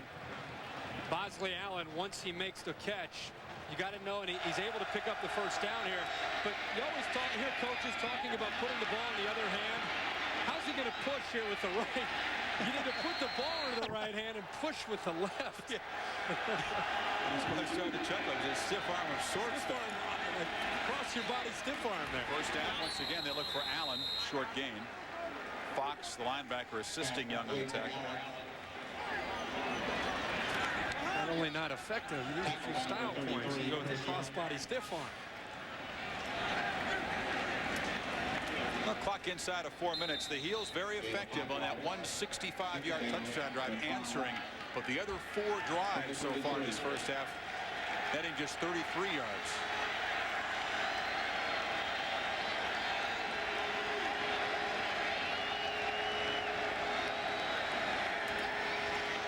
They come on the blitz and he flips it to Brandon Russell, the local kid. Brandon Russell. Plenty of room inside the jacket 35-yard line. Brandon Russell was a monster recruit out of the Atlanta area. One of the players of the year a couple of years ago. Played a baseball player and It's got to be exciting for him with all his friends and family in town to make a big play. Hadn't made that many this year. Inside receiver, glorified sweep. You see it every single week. But for North Carolina, it's rare. They motion out to a 5-wide receiver look. And once Russell gets to the outside, makes a big play. Shows some great speed downfield. 37-yard gain for the young guy, Brandon Russell, a converted tailback. Now playing wide receiver. Let's check in with Bill Pito for a check on halftime's events. All right, Chris, the Sports Center in-game Keystone Light halftime report will tell you why Tiger Woods is 100% of the Tour Championship. A look ahead to Colorado State and BYU later on ESPN2, and some hidden video. Reese Davis and company with some things that you probably haven't seen all year. That's coming up the half. Chris, back to you. All right, Bill, the 2-yard loss for Williams on first down. Means that Durant will be throwing again. Looking deep over the middle. And tripped up on the play. No flag was Corey Bailey. And you could tell there's a lot of Tar Heel fans and a lot of alums in the Atlanta area because they were booing the non-call. Yeah, but that was a good non-call because they were just running and going for the football, and it wasn't intentional. Now, John Bunting right here remembers he's got one timeout to work with. Now, here's the play by Durant. Now, you notice they would just kind of tripped each other up. I understand that Corey Collins looked like he did it on purpose, but I don't think he did. Now, that one depends on who's your rooting for. It was an accident. There's no flag. That's what I said. Yeah, plus, I don't think it was catchable. 3rd and 12, the deep drop, the short pass. And a nice tackle behind the line of scrimmage. Making the play is Fox, who jumps up. A loss of 5 on 3rd and 14. And a set of downs that started at the 31 and kind of marginal field goal range has been backed up here. The reason why that's such an important play is it takes them out of field goal range, I think. Although it looks like they might be trying a field goal, that would be a 55-yard field goal. Jeff Reed, this would be a career long. He's not kicked one longer than 50, and this one's going to be 55 from the left hash. Is it the pooch punt here? No, I think he'll kick it. Oh, pooch punt. You got a good call, Kurt. Oh, it's the old Stoops brothers call down there at Oklahoma, but waiting for it is Rhino. And he's got a couple of hits. Kelly Rhino sidestepping. Kelly Rhino breaking out to the 40. Rhino, as they give chase, they run the little guy down. But a huge return, the second of the night for Rhino, 48 yards, although Kurt, he got run down by a big guy. He's going to hear about that. They were ready for the pooch punt. You guys called it. O'Leary was waiting, and they made it a big play. Rhino for Heisman. We talked about earlier, he's one of the most unsung college football players in the country. He was back there. George O'Leary was expecting the pooch, but you can't let the deep snapper, Greg Warren, walk you down. That's tough, isn't it? Rhino, come on now. Come on, Kelly. That's the longest of his career. He's never scored a touchdown in a punt return in his career. That would have been great. And now on first down, Godsey delivers. It's caught inside the 30 by Kelly Campbell. Number 6, Kelly And Campbell. now inside of a minute 20, Godsey trying to get his guys to the line quickly. It's only a 9-yard gain, so the clock doesn't stop. Georgia Tech has 2 timeouts left, which are very important. They don't have to rush it. They got plenty of time. Now the officials want to measure here to see if it is in fact a first down. If it is a first down, that clock ran off a long time before they decided to measure. That is one of the pet peeves of George O'Leary, as he was telling us the other day. Rhino's a 3rd-generation Georgia Tech player. His grandfather played here. His dad, Randy Rhino, familiar to fans of our generation. He was a 3-time All-American DB. They want to reset the clock because that's about where it would have been had they stopped to measure. It's going to be a few inches short. Rhino gets the return, but again, give George O'Leary a lot of credit for putting Rhino back, expecting the pooch. Rhino has incredible instinct on a punt return. I was kidding about Warren, the deep snapper. You got to remember that Warren's a horse chasing him down at 6'3", 230.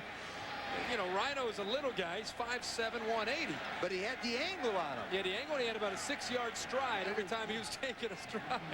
He's like a gazelle trying to catch a little beetle. And he did.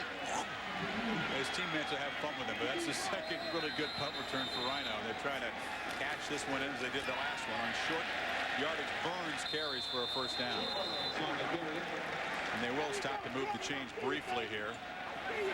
Jackets, as you said, a couple timeouts left. He'll never call a fair catch. I promise you, I don't care where. They could have 10 guys around him. He'll never call a fair catch. You can tell, but not scoring just bothers him right there. Godsey back, flushed, plenty of room. George Godsey sliding, taking a hit inside the 10. He might run about a 5.8 40. I don't know what it is, but when he sees open turf like that, he knows what to do. What happens in this situation, when they go back and they're all in man-for-man underneath, there's nobody assigned to the quarterback. And the reason why there's nobody assigned to the quarterback, they don't expect him to run. You see the linebackers running with the secondary people, all running with receivers. That's why that play worked. There was no spy on George Godsey. There shouldn't be. He runs a 5.7 40. No. 5.6. Those are killing him. Godsey doing what he's more familiar with. Throws short. Incomplete. They tried to find Smith in traffic, and Errol Hood, a nice play.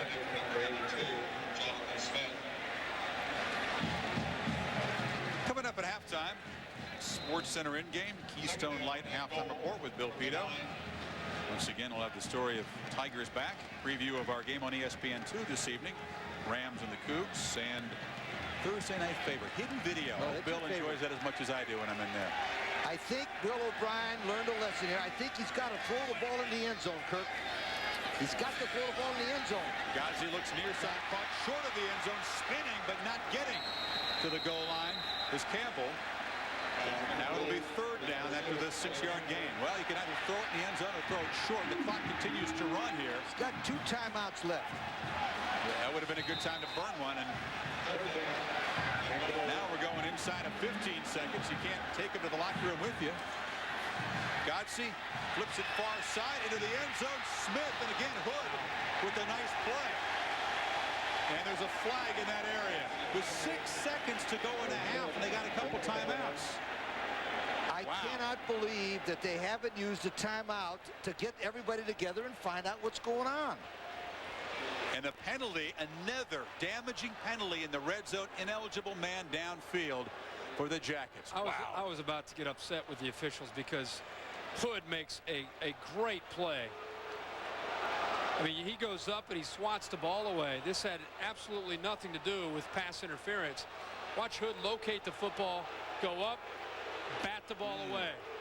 Great Nice play, play. but let me tell you something. The coaching staff at Georgia Tech did not do a good job on that series. No, right I there. agree. They've got 2 timeouts left. You take your timeout, you find out what's going on, you come over, and you make the right call. That was not a very good series for Bill O'Brien or whoever's calling the plays for Georgia Tech. That was not good. You got to use the timeout right You got to now. use the timeouts. On the other hand, for North Carolina, well, you talk about a big stop and a big turn of events. Just to hold them to a field goal here. If they get out of here at halftime down 13-7, they're still within a touchdown away from taking a lead. That's a big stop. Yeah, thanks once again to some red zone problems for Georgia Tech. I mean, it's hard to fathom what happened on the sidelines. Maybe they weren't aware of the clock ticking down, but you had 2 timeouts, so you could have 2 or 3 cracks of the end zone if you use them. And especially when you're throwing a ball like Bill O'Brien told us. He said, I made a mistake last week. I should have thrown the ball in the end zone. Well, he makes the same mistake again by not trying to get it into the end zone when he should have, and then calling timeout to get over there and find out what's going on. That's my first guess. You don't want to take the timeouts in at halftime. I mean, you got to make the timeout, give yourself time to make the adjustments, and they didn't do that there. Nope. The Heels do spend a timeout before Manger's 3rd field goal attempt of the night. He's 1 for 1. Yeah, you could tell O'Brien not happy with the turn of events down there. Yeah.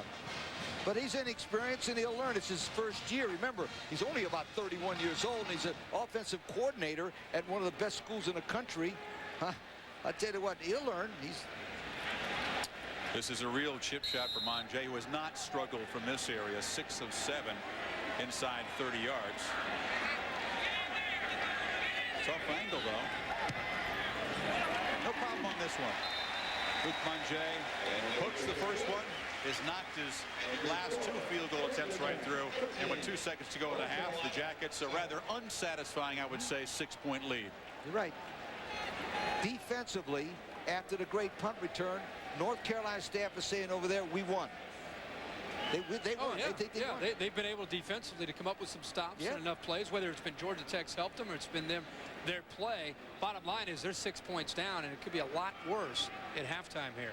Julius Peppers, he and the rest of the defense need to go in at halftime and need to get each other fired back up. They said no respect as they took the field before this game. For them to gain respect, they got to go in at halftime, make the adjustments, come out fired up, play with more enthusiasm. Well, yeah, they did make the goal line stop. They've forced a couple of field goal attempts, although I don't know that they had a lot to do with that last one. But they got to feel okay about the first half, don't they? But one thing also in Georgia Tech's favor, and North Carolina defense has been on the field for 40 snaps. 40 snaps. That's too many. 30 snaps for North Carolina. So really, they could wear that North Carolina defense out in the second half. Carolina defense has been making plays, and again, keeping them in this game. If you go back to what John Tenuta emphasized, he always talks about 3 and outs, talks about creating turnovers, and those are things right now, even though they're holding themselves in this football game, they're not attacking the way he likes to see the defense attack. The squib kick is covered by Chris Curry, the free safety. That'll end the first half. Georgia Tech 13-7 over North Carolina. Good defensive battle in the first half here in Atlanta. Back to Bill Pito now, the Keystone Light halftime report. Bill? All right, Chris, thank you very much. Coming up on the Keystone Light Sports Center in-game halftime report, we'll check in on Game 5 of the World Series. The Yanks and D-backs all tied up 2 games apiece. Michael Jordan's second game with the Wizards. We'll update that. And why is Tiger roaring? And it has nothing to do with his play. All that coming up straight ahead. Stay with us, everybody.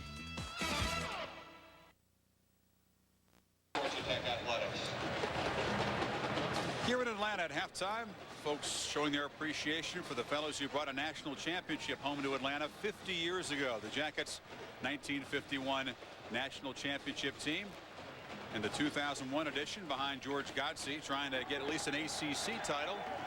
Jackets got to feel pretty good. They've been pretty balanced on offense. They have totally shut down the Carolina ground game, but only up by 6. Well, I think that's the point in North Carolina. Probably John Bunny's talking about, look, we played one of our worst halves all year, and we're only down by 6. Right. We got them right where we want them. Offensively, for North Carolina to get back in this game, they have to be able to win the battle up front more and establish the run. They haven't been able to do that at all. Georgia Tech's dominating up front, and Durant, as a young quarterback, for him to have any support at all, it has to come from that running game. He had the one strong drive, the touchdown drive, pretty unproductive on the other possessions for North Carolina, but despite a clear statistical edge, and you can see that 8 rushing yards, those came from Durant, the positive yards, the tailbacks for North Carolina, both in negative yardage. Wow. Remember, Ted Rook, the defensive coordinator, talked to us about that. They go into the ball game, George O'Leary and Ted Rook, stopping the run first, and then they go from that. Jackets will get the ball after running those 40 snaps you talked about in the first half to start the second half. Kickoff rolls, and it's fielded by Campbell near the boundary. Campbell tries to weave his way through traffic. Gets to the 23. Kelly Campbell on the return. Here's our game tracker.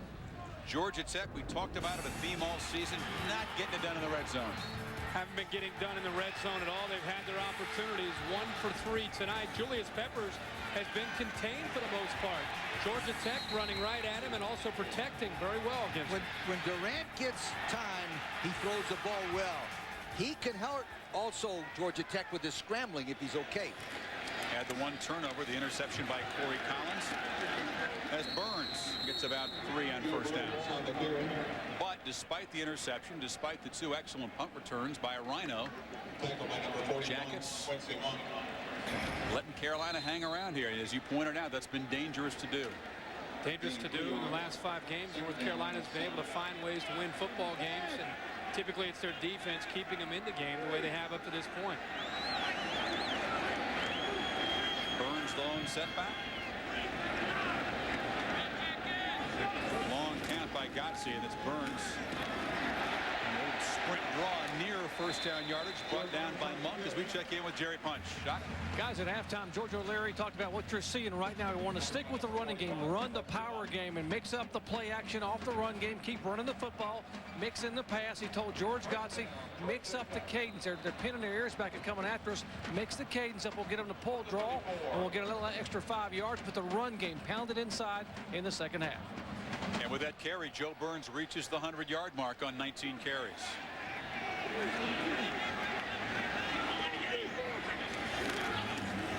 They fake it to him. Blindsided and fumbling the football is Godsey, but the tight end, Russell Matvey, able to jump on the ball. A flag is down anyway. Woo. Coming off the blind side. Oh, George. That's what he'd been fearing, and old Julius got him there. The tight end saving things with a fumble recovery. And now we'll check the flag.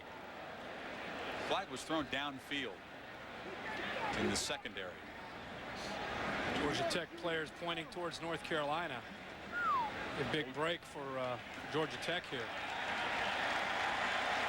Personal foul on the defense. Blow to the face mask.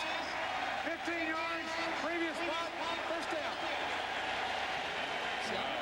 I'm not so sure if that wasn't on the sack. The potential sack, because coming off the edge, Peppers, known for his tremendous speed, beats Dorsey, and then he just comes with a club to the chin. But let me ask you a question. Why would the penalty flag be 15 yards down the field if it was for that? It had to be something else. Kurt. I don't know exactly where it was, but it could have been Peppers, because the official would have dropped the flag right there under his feet. You would hope. Yeah. So now Godsey, suddenly aware of the run, tries to bring it up. Sims stops him for no gain. So the penalty, which is a mysterious call, would have nullified, but Peppers making his presence felt even though it didn't count. See, that's more of North Carolina style defensively, penetrating and getting pressure. Also, Georgia Tech, they've been getting Godsey back with 5-step drops and releasing the football.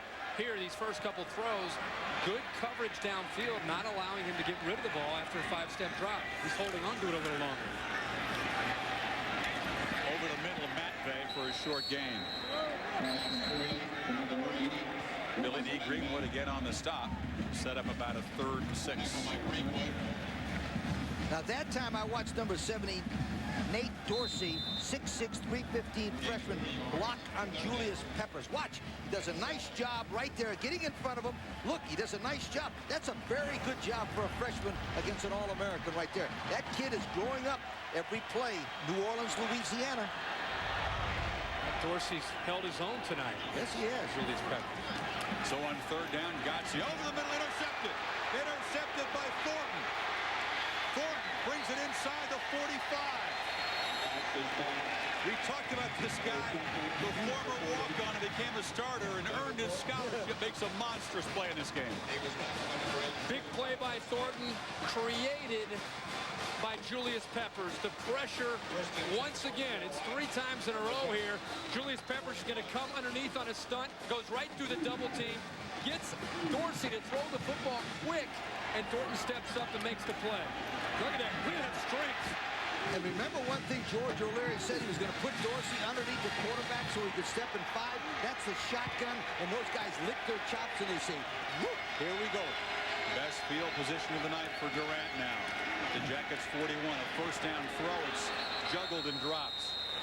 Bosley Allen, the intended receiver. You guys talked about Thornton, and the coaches kept saying recognition, a high school quarterback, Kirk. Maybe that helps him recognize, but he was very smart there. We talked to the players about the difference in the defense last year and this year. They said it's very complex. Understanding this defense of John Tenuta's has taken some time.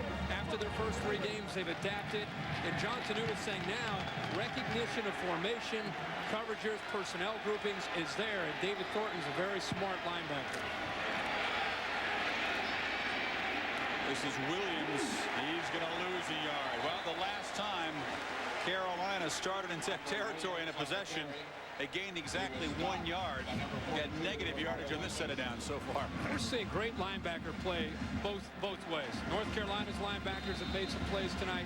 And how many times tonight have we been talking about Wimbush for Georgia Tech, Darryl Smith, Fox, the 3 linebackers for Georgia Tech. Also, all 3 playing a very good game. They're all active and very athletic.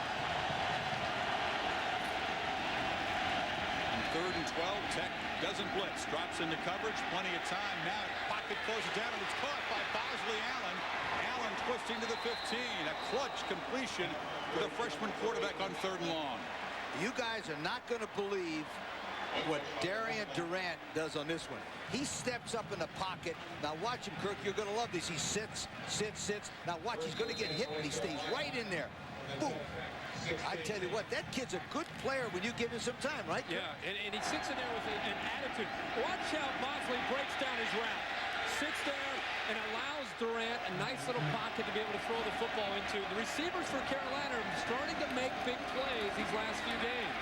Williams, though, continues the drought for Carolina tailbacks. Takes up a yard, but tough run. And Doc, what do you got? Guys, at halftime, North Carolina coach John Bunting talked about his offense was out of sync. He said the time off really affected us, being off for 11 days. Asked him if he thought Darian Bryant was pressing. He said, no, we just need to go in the locker room and relax a little. He said, I will say this, though. He said, that defense saved my butt at the end of the first half on that pooch punt. He said, that was my fault, my mistake. Well, Rhino made the call look bad by taking it back for a long return. Durant in the gun on 2nd and long. Batted down.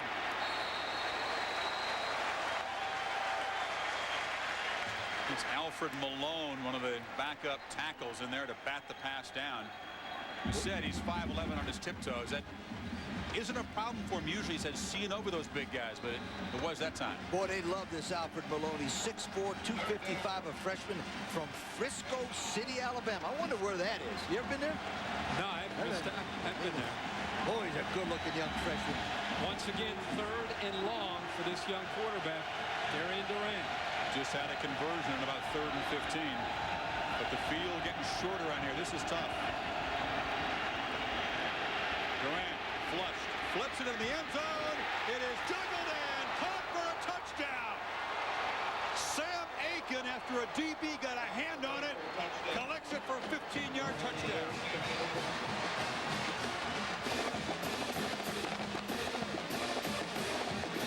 Tell you what, North Carolina has a quarterback for the future. Darian Durant has been making a few mistakes, which is all part of the process of being a young quarterback. But he also has stepped up and made some big plays tonight for the Tar Heels. Great decisions. And there was Ronald Curry with a handshake for the freshman as he walks off. Conversion from Reed puts North Carolina on top, 14-13. Well, 2 huge completions on 3rd and long for the young guy. The second one, the 4th touchdown reception for Sam Aiken. And North Carolina has the lead in Atlanta.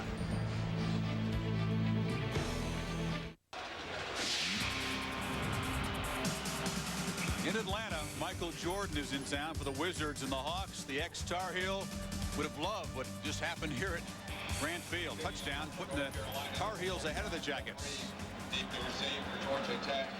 Number 6, Kelly Campbell.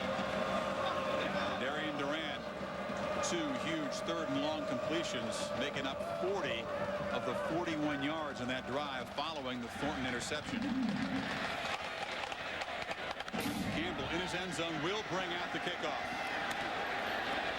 and will not get very far. Stopped at the 15. Darian Durant is 222 pounds, and you'll see a lot of his weight in his lower body right there. The best football player, Darryl Smith, who's got that bad elbow, misses him, allows him to get away. What I appreciate, again, is Durant's poise. Steps up in the pocket. There's Smith with the elbow problem, but still, recognition of where the line of scrimmage is. Collins makes a heck of a play just to get a hand on the ball, and then Aiken stays focused and locks onto the ball to give Carolina the lead. And now down one. The Jackets have their worst field position of the night. They go to Burns on first down, and he kind of slashes, breaking tackles, about a 9-yard gain. Waddell on the stop. Now, we talked to George O'Leary in our meeting yesterday, and he said, I'm going to tell you one thing we're doing. We're running at Julian Peppers and see how tough he is. Now, watch them handle Peppers, number 49 right here. Number 70 does a nice job, Dorsey, of just going right after them, see how good he is. They chip block him. But I'm telling you one thing, he's a good football player. I'm not taking it away from him, but he's not a great football player when you run at him. I tell you what, Dorsey, I got to keep reminding myself the kid's a freshman. New Orleans, Louisiana, 6'6", 315. And George O'Leary told us one time, he said, you know what? We don't get many guys like Nate Dorsey that come to Georgia Tech. Nat Dorsey, excuse me. Talked about the dangers of letting Carolina hang around. As we take a look at Dorsey. In this 5-game win streak, they've outscored opponents in the second half, 91-28. Excellent second-half team, and they have scored the only points in the second half so far. This is Burns. He did get the first down, and he rips off 4 more. It's Greenwood. Makes the stop. That's an interesting story. Billy D. Greenwood, number 28, was the leading tackler as a safety 2 years ago. Now, ladies and gentlemen, that's not good. When your free safety is the leading tackler on your team, not good. That means they're getting all the way back to him. That's how much they've improved this year. Now the linemen and linebackers are making the tackles and not Billy D. Greenwood. You see the total domination, at least when it comes to running game, the line of scrimmage with the Jackets. This is Burns trying to, or Sean Gregory is now in for Burns, plowing ahead for a short game. One of the things North Carolina's defense is based on is an attitude. Mentioned earlier, John Tenuta, the defensive coordinator for North Carolina, when he came in, he looked for warriors. He looked around this defense and he saw guys that had some experience. Dexter Reed, the free safety, is an attitude guy. Quincy Monk is an intelligent linebacker. David Thornton's an attitude guy. The down lineman Ryan Simmons, Julius Peppers. He's found 5 or 6 guys to build this defense around. On 3rd and 5, Godsey flips it into traffic, and it's caught for a first down. Will Glover in traffic, and a precise throw by Godsey over the middle. You're not going to believe this. The 2 guys I talked about at the beginning of the show, Ryan Sims and Julius Peppers, are like peanut butter and jelly sandwiches. They squash this guy Godsey. Watch. I want you 2 guys to watch this. I was watching number 90, 87, and 49. Watch them. They both get a piece of it right. He still completes the pass. Right on the money. Tough kid. First down again. Gregory's still in there. Very short game. Let's go down to Dr. Jerry Punch. Doc? Guys, take a look at George Godsey's left knee. Notice anything different? The knee brace he played with for every single play for the entire season following his ACL surgery after the Peach Bowl last year is gone. In that scramble right before halftime, the brace was buckled and twisted. It's now just a hulk of metal in the locker room. He has no knee brace on for the second half. Probably a good thing, Doc, that he had that brace on. If you can twist metal, imagine what happens to the knee. Godsey throwing on second and long, incomplete, intended on the sideline here for Smith. See if he can keep his mind off not wearing that brace. You get a certain comfort having that thing on your knee. Now it's not there, and old Julius is getting warmed up. You can tell he's had to protect himself tonight. 3 hits, 5 times North Carolina's been able to get to him and knock him down. And this is a defense that's gaining more and more confidence and getting more pressure on him. Brace or no brace, he's going to have to be ready to make some moves and move around back there in that pocket. You see Peppers running on late now at the top of the defensive formation. Burns helps out on him, and they throw downfield complete to Kelly Campbell. They were aware of 49 that time, and Campbell got deep.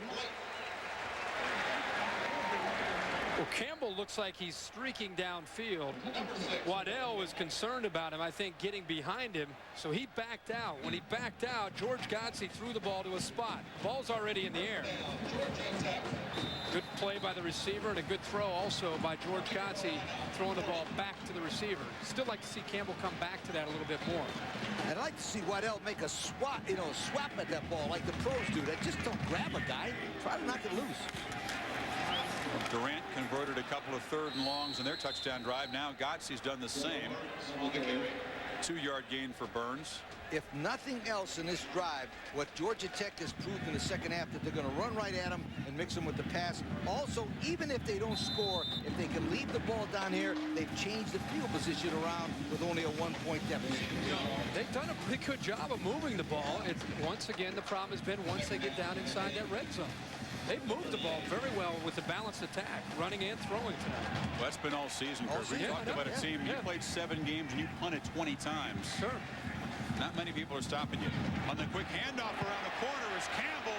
A great penetration and disrupting the play was Errol Hood, the corner. Campbell will lose some yardage, 4 of them.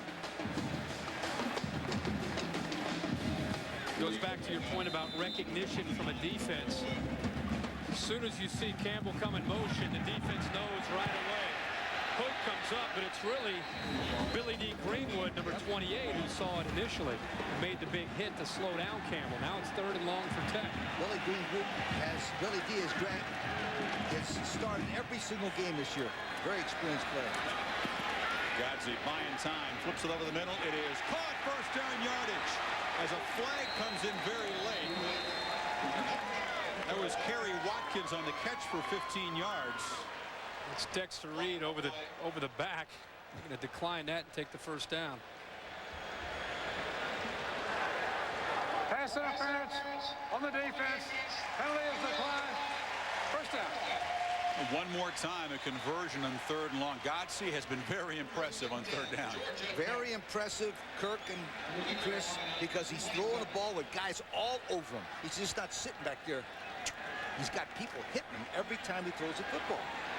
That time throwing the football into some traffic. I'll tell you, he's an accurate thrower. Another marathon march now, 11th play for the Jackets on this drive as the Heels appeared to jump off unprovoked. Dead ball. Offside. Defense. 5 yards. First down. You talk about quarterback play later on this evening on ESPN2. You'll see Brandon Doman of unbeaten 8th-ranked BYU as they host Colorado State. That game just about 15 minutes away over on ESPN2. We're not inviting you to leave this game, but maybe if you got picture-in-picture.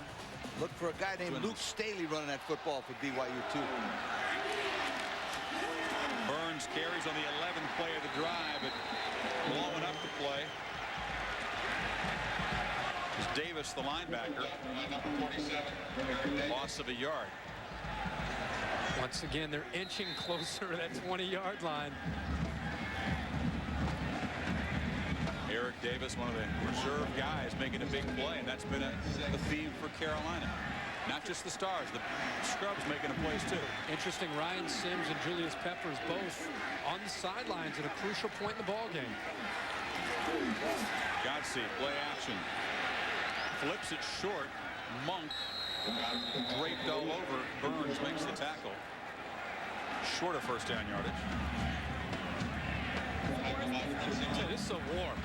It really is. I mean, these are two teams that have a lot on the line. Both need to win this football game. They're going to do whatever it takes on both sides of the ball. When these players are coming on and off the field, you can tell how fatigued and how tired they are. It's a big 3rd down. It is a big play. O'Leary hopes they can make it. Do not make one of those field goal decisions here.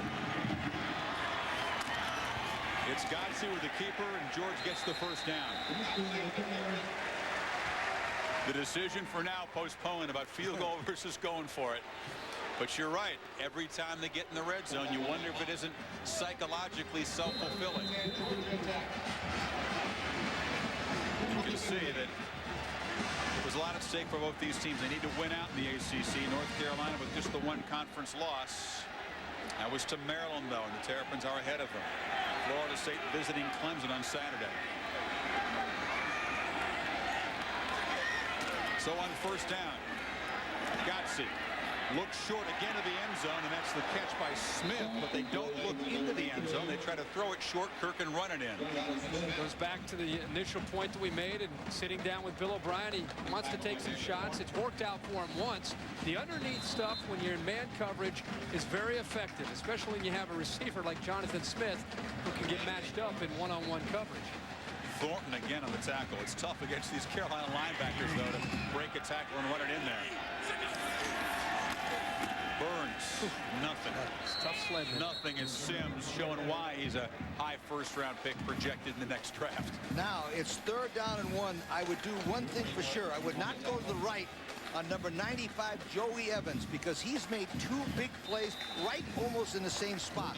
Try the left side, right at old Julius Peppers. Do not go right at that guy, Joey Evans. Throwing the ball in 3rd down, they've been pretty successful. And then the Godsey run. They're 4 of 4 on this drive. This is a long yard they need. And once again, the Heels jump offside. See if anybody moved on the Tech side. That cadence issue they were talking about yesterday. George Godsey typically is under. He's in a shotgun formation many times. Tonight he's more. Look at a little activity there from George, pushing people. But usually George is in shotgun. A lot of times tonight they've had him under center for the very reason of using the snap count. Offside on the defense. Half the distance. Here we go. First down. When you have a defense that's overly aggressive and likes to try to jump the snap count, sometimes helps to give them a real hard call to try to pull them off. They've done that tonight 3 different times. You can see not only one guy, he got 3 or 4 guys. Let's demonstrate. Now hold your ears. It's like hut, hut, hut, hut. That's what they do. Well, they're right where they were before tonight. 1st and goal to 3. Came up empty that time. 16th play of the drive. Godsey keeping it. Not much. It's a 1-yard gain. Stewart on the tackle. The Tar Heels using some of their backup defenders on this drive. This is such a marathon drive. Too slow developing against this kind of defense. You're either going to have to ram it up the middle or try the bootleg and get to the outside in that capacity. Absolutely. Bootleg action with a guy in the end zone, so you got the run or pass. But now he's going to spread him out. Spread him out and run. Godsey keeping it. Takes a hit. Dives into the end zone. Touchdown, Georgia Tech.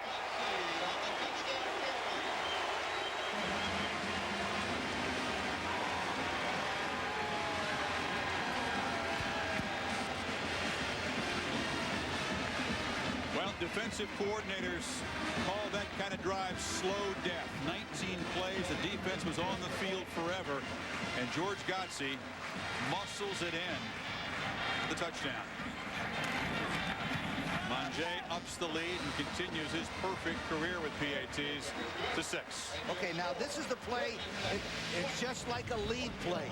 The fullback is the lead blocker, and the quarterback becomes like the tailback. Good play, huh? There's some red zone success. Long overdue for those guys. The Jackets retake the lead late 3rd quarter. ESPN's Thursday Night College Football is brought to you by Saturn.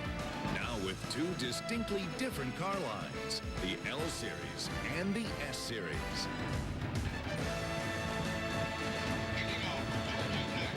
Well, when they get together in Atlanta, Carolina and Georgia Tech generally wage pretty tough, tight, and dramatic battles. We have another one tonight as the Jackets respond with a marathon march to retake the lead.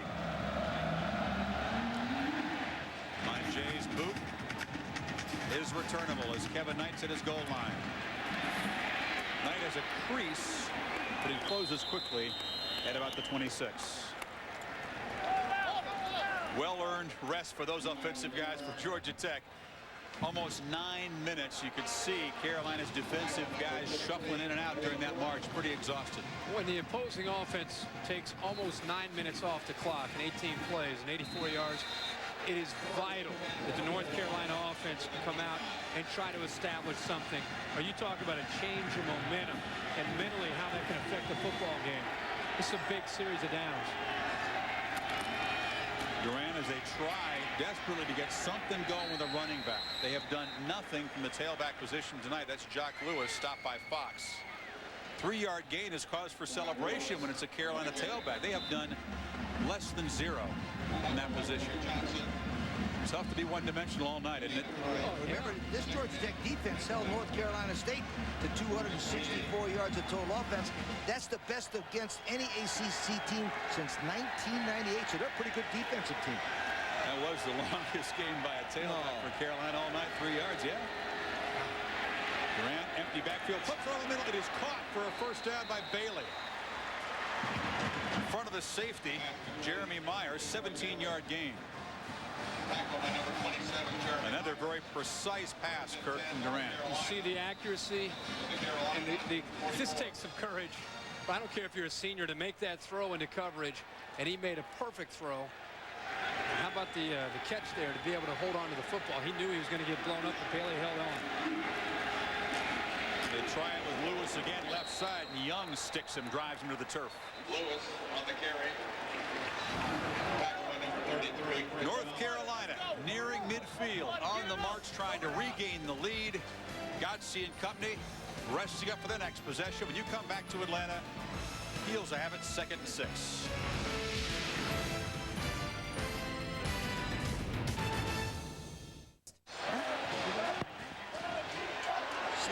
Here in Atlanta, both the Yellow Jackets and the Tar Heels need this win to stay in the ACC race. They've got 15 minutes to settle it. Durant flips it near side. It's caught by Brandon Russell, but the local kid swarmed on by a bunch of Jackets there. It's a great play by the defensive end, Nick Rogers. Talk about just getting the football out as quick as you can from the quarterback Durant. He's going to throw it out. Watch Rogers, 38, fight through a block and contain the back and make him force it back inside where the rest of the defense is. That's a great play. That was the same play that Brandon Russell ran to the left side for about 40 yards. Another 3rd and long for the young quarterback. Durant, great protection. Deep throw, a bunch of guys tangled up over there. And no flag, as it was Russell who fell down. The safety, Chris Young, was over there. Right on the Carolina sideline, but no flag. Heels have to punt. But it wasn't 3 and out. A little bit of a breather for the Carolina defense, but it wasn't what they were looking for, down by 6.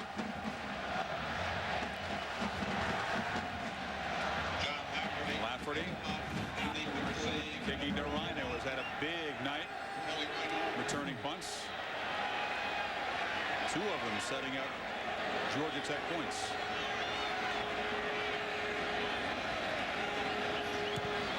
Lafferty's short kick very high. Rhino will have to call a fair catch. She rarely does. Juggled the football off his shoulder pad, but holds on. When you come back, Georgia Tech back to work at their 27.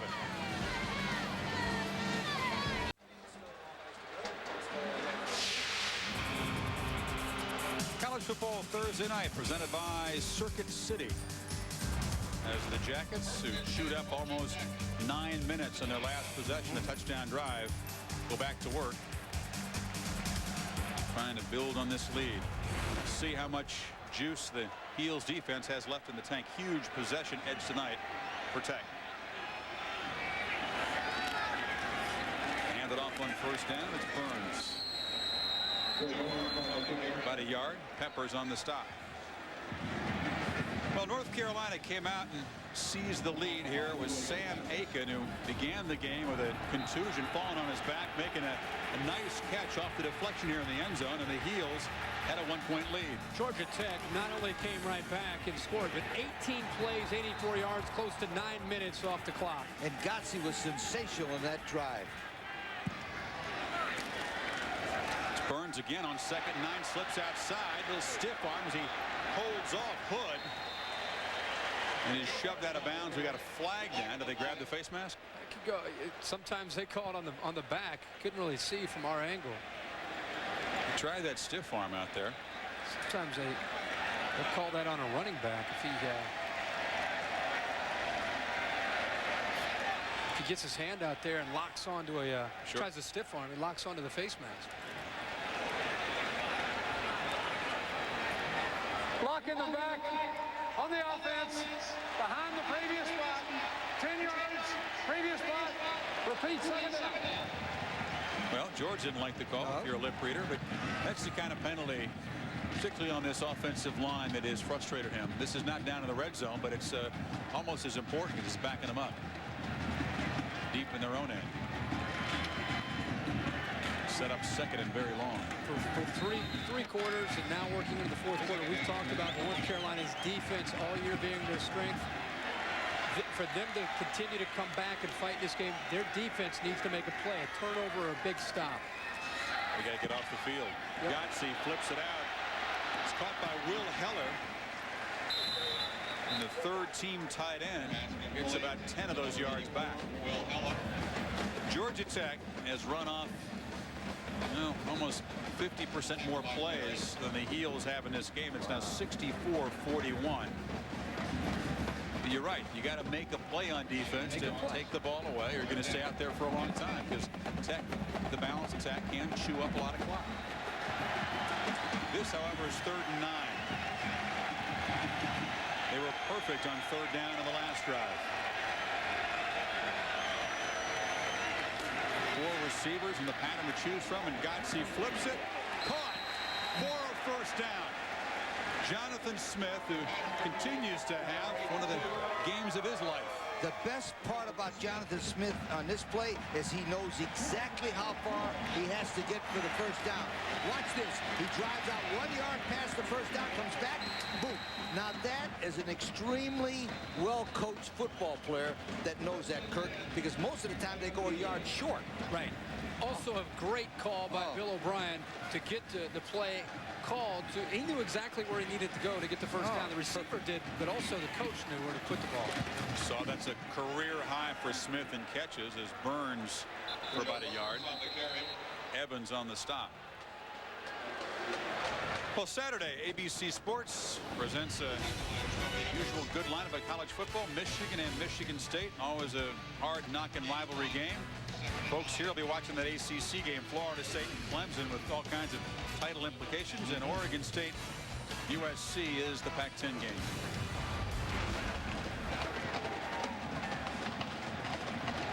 Burns has been shut down since he went over the 100-yard mark. Last 7 carries, only 8 yards. They fake it to him. Godsey keeping, taking a hit, dropped Godsey on the carry for a short gain. It's Jock Dumas who chased him down. I like one thing that they're doing, though, for North Carolina. We're naming guys like Jock Dumas, Eric Davis, Coates. These are all second-line guys. See how they're taking the players in and out? I think that's a very smart move because they're going to have to get these guys rested for a goal line defense or some kind of a stop late in the game. Good play there by Tenuta. Good play. They're going to have to take away the underneath routes because Georgia Tech's throwing everything underneath them. On 3rd down, now the defensive war daddies are back in, and Godsey flips it over the middle, incomplete. Intended for Matvey, the tight end. They did have pretty good protection, but it was collapsing quickly around Godsey. And not many guys out in that route, Kirk. North Carolina's adjustments as this game will continue to move along into the 4th quarter is to try to not only put pressure on Godsey but also put pressure on the Georgia Tech wide receivers. They're respecting them so much that they're backing out, giving them a huge cushion to throw underneath to. That snapped the string of 6 straight completions for Godsey as Dan Dyke collects the high snap and gets a punt off that is fair caught, and here comes your favorite penalty in the world. We hadn't had one tonight. We're overdue. We'll get it. We'll get it. Overdue. Got in the 4th. Usually knock that out within the first punt or two. That was Young getting a little too close on the punt coverage. The old halo violation. Kick catching interference on the kicking team. 5 yards. Spot of the foul. First down. North Carolina down by 6 on the road as Bunting offers encouragement. Will have the ball when you come back. Carolina football. Georgia Tech's defense should be very well rested as they try to protect a 6-point lead on their home field in a very critical game.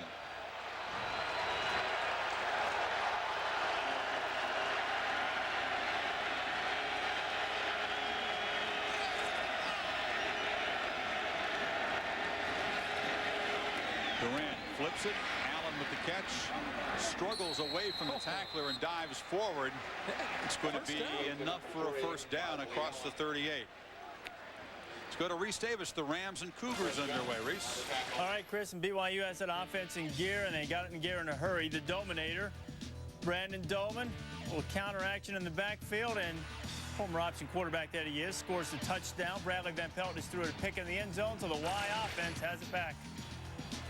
It only took about 3.5 minutes for the Cougs to find the end zone.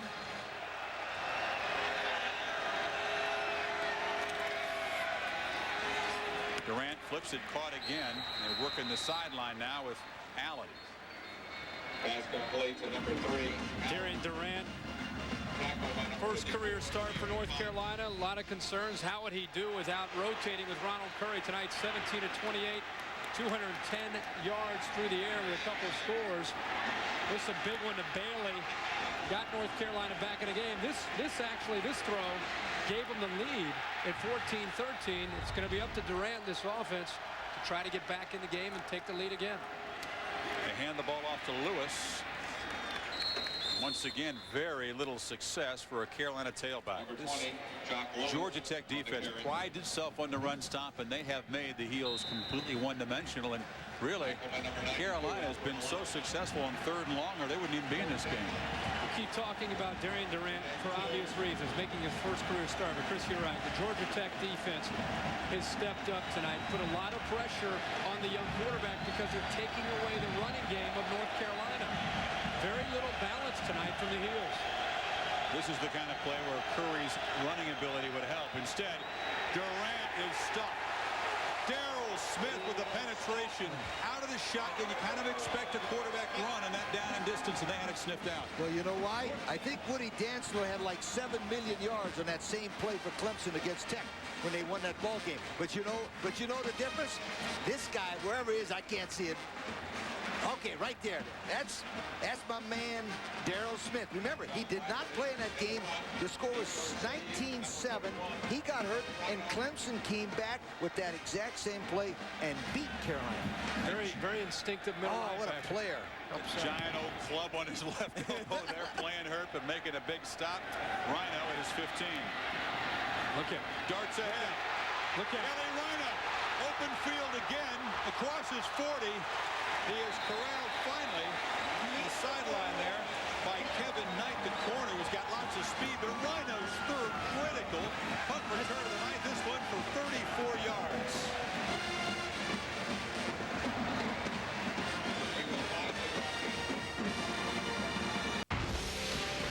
ESPN's Thursday Night College Football is presented by Circuit City. We know how you feel. That's why we're here. Circuit City, we're with you. And in part by Peregrine Systems, software solutions for frictionless business. Circuit City presenting Thursday Night College Football. Big night for the Rhino family. Chapel Rhino, one of those guys honored at halftime, the half-century anniversary of a national title team, and his grandson Kelly having a big night returning punts and setting the Jackets up in good field position. It's Burns, bats it outside. Burns finally hauled down. No, he's not. Burns still running. Touchdown, Georgia Tech.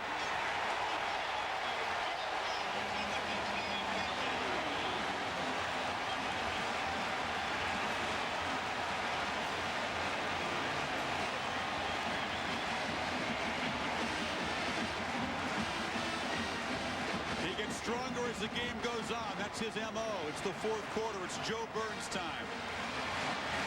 51 yards in the touchdown. His longest of the year, the longest for any Yellow Jacket. And Bunting's team in a big hole. They're going to go for two, up 12 here. So Joe's got to put the chin strap back on. And see if they can get this lead to 14. They need one more player. They don't have many seconds left either, unless they burn a timeout, which they will at the last second. They would have had a problem with only 10 guys. When you come back, the Jackets with 11 guys hopefully will go for two. Georgia Tech after the Joe Burns touchdown run. Now going for 2, trying to extend the lead. Burns prides himself on running hard as the game gets deep. Has been a star in the fourth quarter once again. Burns the deep back. Gregory up tight, but Godsey's throwing. Flips it. Caught for the 2-point conversion to who else but Burns.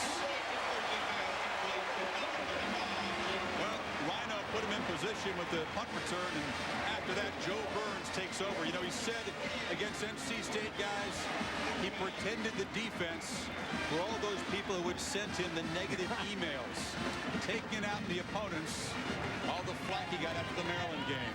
More redemption for Burns tonight.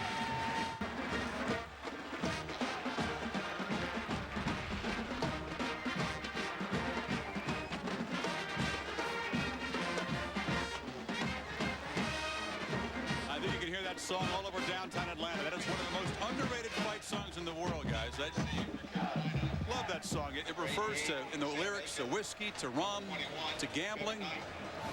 9 variations on the word hell. I mean, rambling right from Georgia Tech. That's a classic old fight song that doesn't usually get the pub that Michigan and Notre Dame does. On the run back, Kevin Knight is clocked, and the Jackets are inspired. Guess who was at the bottom of the pile? Man, Rhino. Yeah. That guy's what's the award for the Special Teams Player of the Year? What is it? Mosi Tatupu Award. There he is. That's this year's winner right there. Well, no touchdowns yet in the punt return. I don't care. Makes That's the guy. on the kickoff and punt that guy right there is your winner. First and 10, North Carolina. Keep an eye on that Mosi Tatupu watch around the country, huh? Put him down. Put me down for him. You get a vote in that? Tonight I do. Everybody in America put him down. Well, now Durant down a couple of touchdowns midway fourth quarter. Flips it over the middle. It's caught by Allen. Allen still running across midfield. Bosley Allen, 28 yards. All right, let's take a look at the tight end, John Palmfassi, right there. Watch him block right there on number 92, Isaac Mourning. You know what? Our man, Isaac Mourning, is a second unit guy that they have in there. Tremendous block by John Palmfassi. Nice block, wasn't it? Good feet, everything. Looked over the middle, incomplete. Chris Curry, the guy who was trying to make that tackle. Also a backup DB who wasn't able to bring Burns down. And Burns showing the upper body strength to not go out of bounds there. We were here a couple weeks ago, and Joe Burns was looked at as a guy who lost a game. And I said at the beginning of the game, I'm so happy to see this guy be able to come back and have this kind of night. Unbelievable what he's done his entire career. In one game, he puts the ball down and he makes a blunder, mental mistake, and people come down on him. The guy is a heck of a player. He's one of my favorite backs in the country. Coming after Durant hard, he gets the ball away to Lewis. Wow, the young guy got clocked there on the blitz, but Lewis makes the catch and makes a nice gain. Myers came hard in the safety blitz. Now Durant, I remember seeing Durant the first time against Oklahoma in exactly this kind of a situation. Hurry up, hurry up, hurry up. Throwing the ball, running, throwing the ball. And he was sensational against Oklahoma. This game is not over. Not yet with Durant throwing the football. Remember, Ted Roof said he will continue to attack in these kind of situations, not play prevent. Caught by Bailey. Across the marker, a first down, a 5-yard gain. Never was brought down, but he was corralled and the whistle blew. Sometimes you see a team get a lead, 6.5 minutes to go. They're going to sit back, rush 3, drop 8. Kind of what Georgia Tech did against Maryland in that final drive and allowed Maryland to get back into the game and kick the tying field goal. Ted Roof told us if that scenario comes up again and I've made a mistake, I'm going to attack. Continue to be aggressive.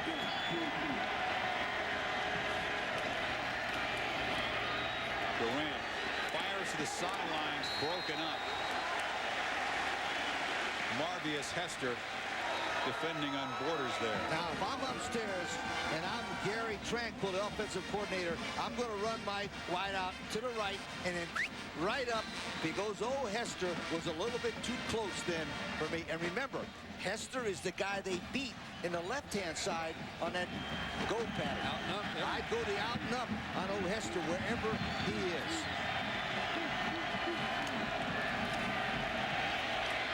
again. Pressure up the middle, flips it across the middle, incomplete. Intended for Bailey. Collins on the coverage, but Durant held the ball, Kirk, exactly as long as he could and then let him go. Last possible tenth of a second. North Carolina's having some success with the vertical seams. Just missed that one. And when he hits these vertical seams, it's good coverage. He's just putting the ball right on the number. But they are not sitting back and playing passive defense. They're trying to pressure him, as you said. Third down, we're going to get a whistle. Confusion again for North Carolina. They had to call a timeout. You had a receiver come onto the field after the team had already broken the huddle when they were at the line of scrimmage. Gary Tranquil, the offensive coordinator, has 40 years of experience. He's upstairs. He was the former head coach at the United States Naval Academy for 4 years. A sensational football coach. He's coached a lot of great quarterbacks. And remember, this offense has averaged over 400 yards in the last 3 ball games. So they're a pretty well-coached football team. Durant, to me, Kirk, looks like the kind of guy that you could build a football team around. It looks like the guys really have a lot of respect for him. Here's the Miller genuine draft storyline. Yeah, how would you rate his performance? And you see, by the way, that Peppers has been kind of contained. The Tar Heel defensive line really has been contained in general. Remember, this is Ted Roof. Ted Roof is an old-time linebacker from Georgia Tech. Tough guy. He says right there is the key, and that comes from George O'Leary. That's the old-time guys. That's the same time I tell you guys all the time. If you want to beat Steve Spurrier in Florida, you got to do this to Spurrier. You got to force him into a one-dimensional game. If not, if you let him have balance, they'll score 60 on you. Auburn did it. They stopped the Gator running game and beat him. That time you beat Spurrier in the USFL, do you still have dreams about it? Do you fantasize about beating Spurrier? No, I remember. I think you still dream about that. I remember the first game I coached him. He beat me 34-7. Made the adjustments. Absolutely. 3rd and 10. Durant looking over and connecting with Borders for the first down. Another 3rd and long clutch throw. See, what you have to be able to look at Durant is not only the poise and the throws, and he's very accurate. North Carolina, how many yards do they have rushing tonight? What was it? Less than 10, huh? 13 yards? 13 yards rushing puts a lot of pressure on a quarterback and puts you in a lot of 3rd and longs against a very good defense. So you asked if he's done well tonight in his first career start. Without a question, he's done well. Now on 1st down, looks for the end zone, loops it for Allen, but too far. Let's check in with Reese Davis. Reese?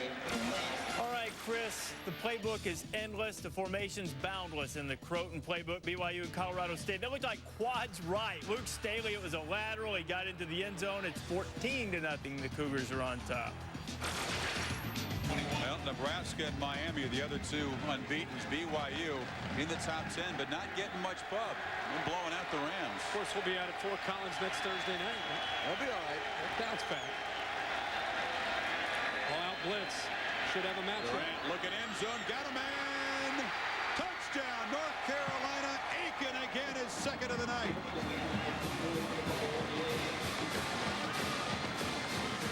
Well, they didn't play passive defense, but he made him pay. And they also beat Hester, number 29, Marvius. Hester, who's supposed to be the best corner man, but I'm telling you, they went after him because he's the guy that takes bites to the inside or the outside or up. Georgia Tech came with an all-out blitz. They brought everybody. Give a lot of credit to North Carolina's pass protection, giving Durant time, because once he had a matchup one-on-one to the outside, it was an easy pitch and catch. Jeff Reed brings the Heels within 7. Both of Sam Aiken's catches tonight have been touchdowns. And Durant, under extreme duress, engineers a 9-play, 76-yard drive. It only took 2:19 off the clock. Aiken was hurt early in the ball game, and he came back. He shows his toughness. Now, Aiken is the #1 receiver for North Carolina. He beats Marvius Hester with an inside move and into the outside move. The reason why he beats him is that Marvius is so aggressive. Remember, he beat him on the hook and go? Yep. He almost beat him on the upside. He gave him the stem to the post, and then he goes to the corner. The protection was key for the offensive line. Did an incredible job. They probably brought 8 different players trying to get to Durant that time, held him off, and the post corner worked to perfection. Had Hester committed to the inside and broke it off back out to the outside. Durant threw that ball absolutely perfect at 2 feet to the inside, and Marvius would have knocked that ball down, but it was a nice throw. Doc, what do you have?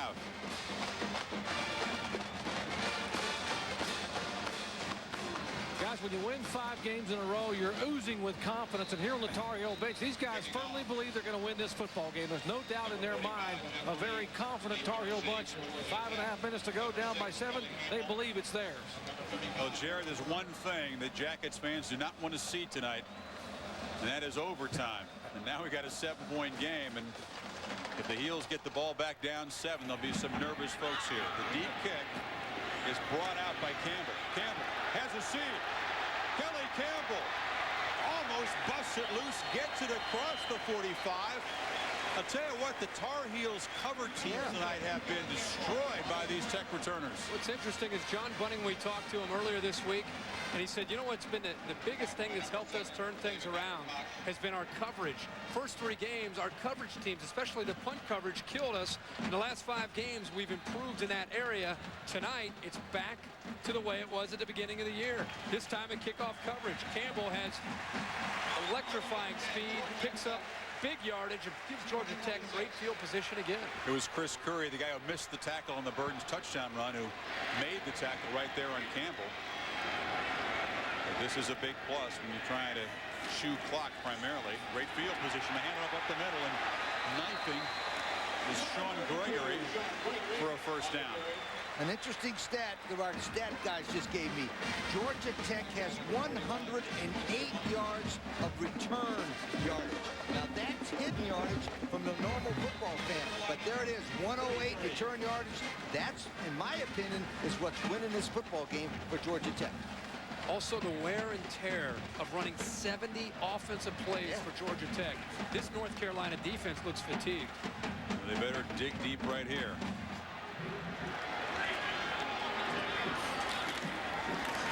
And they pound away as they put Burns back in there. Thornton with the stop. Well, college football, noon Saturday on ESPN and ESPN2. Big Ten football, Kittner and company visiting Purdue. Those teams chasing Michigan. That's a Big Ten elimination game. Joe Paterno, the emotional win over Ohio State. Now the Golden Eagles come calling to Happy Valley. That's over on ESPN2. Clock moving inside 4:20 now as the Jackets operate on 2nd and 8 in Carolina territory. They hand it off to Burns again. Burns, legs churning. Picks up about 4. Monk again on the stop. We talked to Bill O'Brien about the fact of Joe Burns fumbling and how he handled it. And I thought he gave us a great answer. They don't even talk about it. All they do is they work on ball carrying drills and don't say anything else. But you know, so Joe's got 2 hands on the ball. I think he learned something, didn't you? Heels call timeout to rest up for this 3rd down play. You got to get him and put him up on his 2 feet. You can't put him on the line. Well, we talked about the fatigue, the punishment that this Tar Heel defense has had to absorb with the possession game attack. This is a huge 3rd down play. We'll see what they got left on 3rd and 4. 8 guys at the line of scrimmage. Godsey takes the snap. Did the Cadence get the Heels one more time because a penalty would give Tech a 1st down? It definitely got him. And I can promise you one last thing. John Bunning's last words to his defense as they went out onto the field. Watch the cadence. Watch the football. The cadence. Don't let them draw you off. Keep your eye on the football. You'll hear it. Listen to George Godsey at the cadence.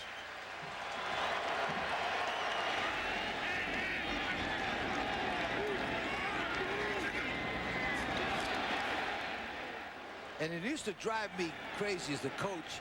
It was always the guy 6 inches from the ball that would jump.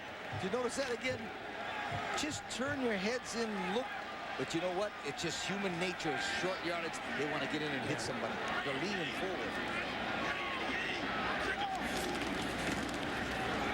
Handoff goes to Burns. Struggling ahead. So they burn a timeout, which they need before the third down play to kind of gather the troops. Right.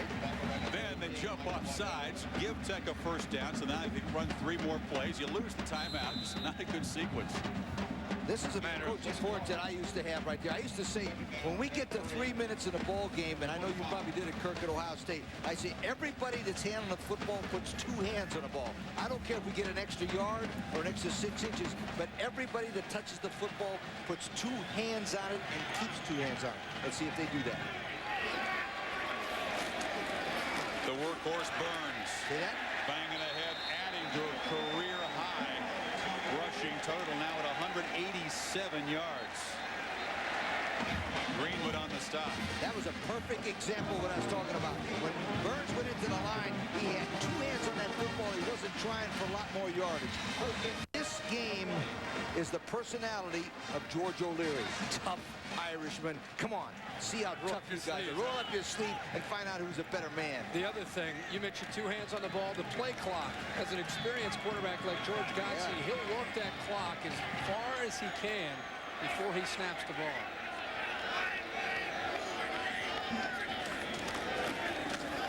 Burns again, 2 hands on the ball, piles ahead. Dorsey, Robinson, Schmidtko, Riley, Kemble, those are the big bosses up front for the Jackets. Have done a great job tonight. 2 hands on the football used to be the rule. And also, this is my favorite time right now after running and run and run. Now, watch him 2 hands on the ball. Don't worry about making any yards. Get your 2 hands on the ball and protect it. This is the best time in all the game to run one way and bootleg with old George Godsey. Don't throw it, George. Just run it out. Stay in bounds. Stay in bounds. You know, and I mentioned earlier about what a big night Joe Burns had and how great it is for him to be able to bounce back. 32 carries tonight. High this year is 34 against Syracuse. The reason I love Joe Burns, not only because of the effort, he gives you everything he has every play. The other thing is the versatility. He plays fullback. He catches the ball out of the backfield. He plays tailback. Georgia Tech always seems to have a back that has that kind of ability, and Joe Burns has been that guy the last couple of years. When you look at Georgia Tech's football team, you know, they beat Syracuse. I mean, what they see right now in Syracuse is a real good football team. This must be a pretty good Georgia Tech team. We ask you the question about your thoughts on the top defensive player so far this season. Julius Peppers, despite a pretty quiet night, winning over Roy Williams. Not many fans of Maryland watching tonight, or UCLA or Miami. 15,000 votes. Julius Peppers has had his struggles tonight. Give a lot of credit to Nat Dorsey, the freshman. They've chipped at times with the fullback. They've helped with backs. But for the most part, the big freshman from New Orleans has held his own against the All-American and Julius Peppers. They'll take a 3-tackle night on the Georgia Tech side, not a Peppers. Again, the handoff to Burns. Bouncing off tacklers, first and goal, Georgia Tech. 10 more yards gives him 81 in this 4th quarter alone. Here he is again. What more can you say about him? He has low center of gravity. He's able to break tackles, and he doesn't give up. He knows that this game is winding down. The clock's winding down. He wants to keep running. He goes right through 2 different North Carolina defenders, and he wants to get into the end zone. I hope that you think the Georgia Tech faithful are going to back off and send some emails now and tell him what a great back he is. There better be some positive emails. Yeah. Get the emails back out. Let's send them to him, fellas. Why not? Give it to him again. Leaning forward. Only about a yard. You know, Carolina scored quickly within a couple of minutes to cut this to 7. Georgia Tech had a lot of time to kill getting the ball back, but the kickoff return set him up, and it's been all Joe Burns. Yeah. The kickoff return really set the tone. Now, this puts the ACC in a nice little old situation.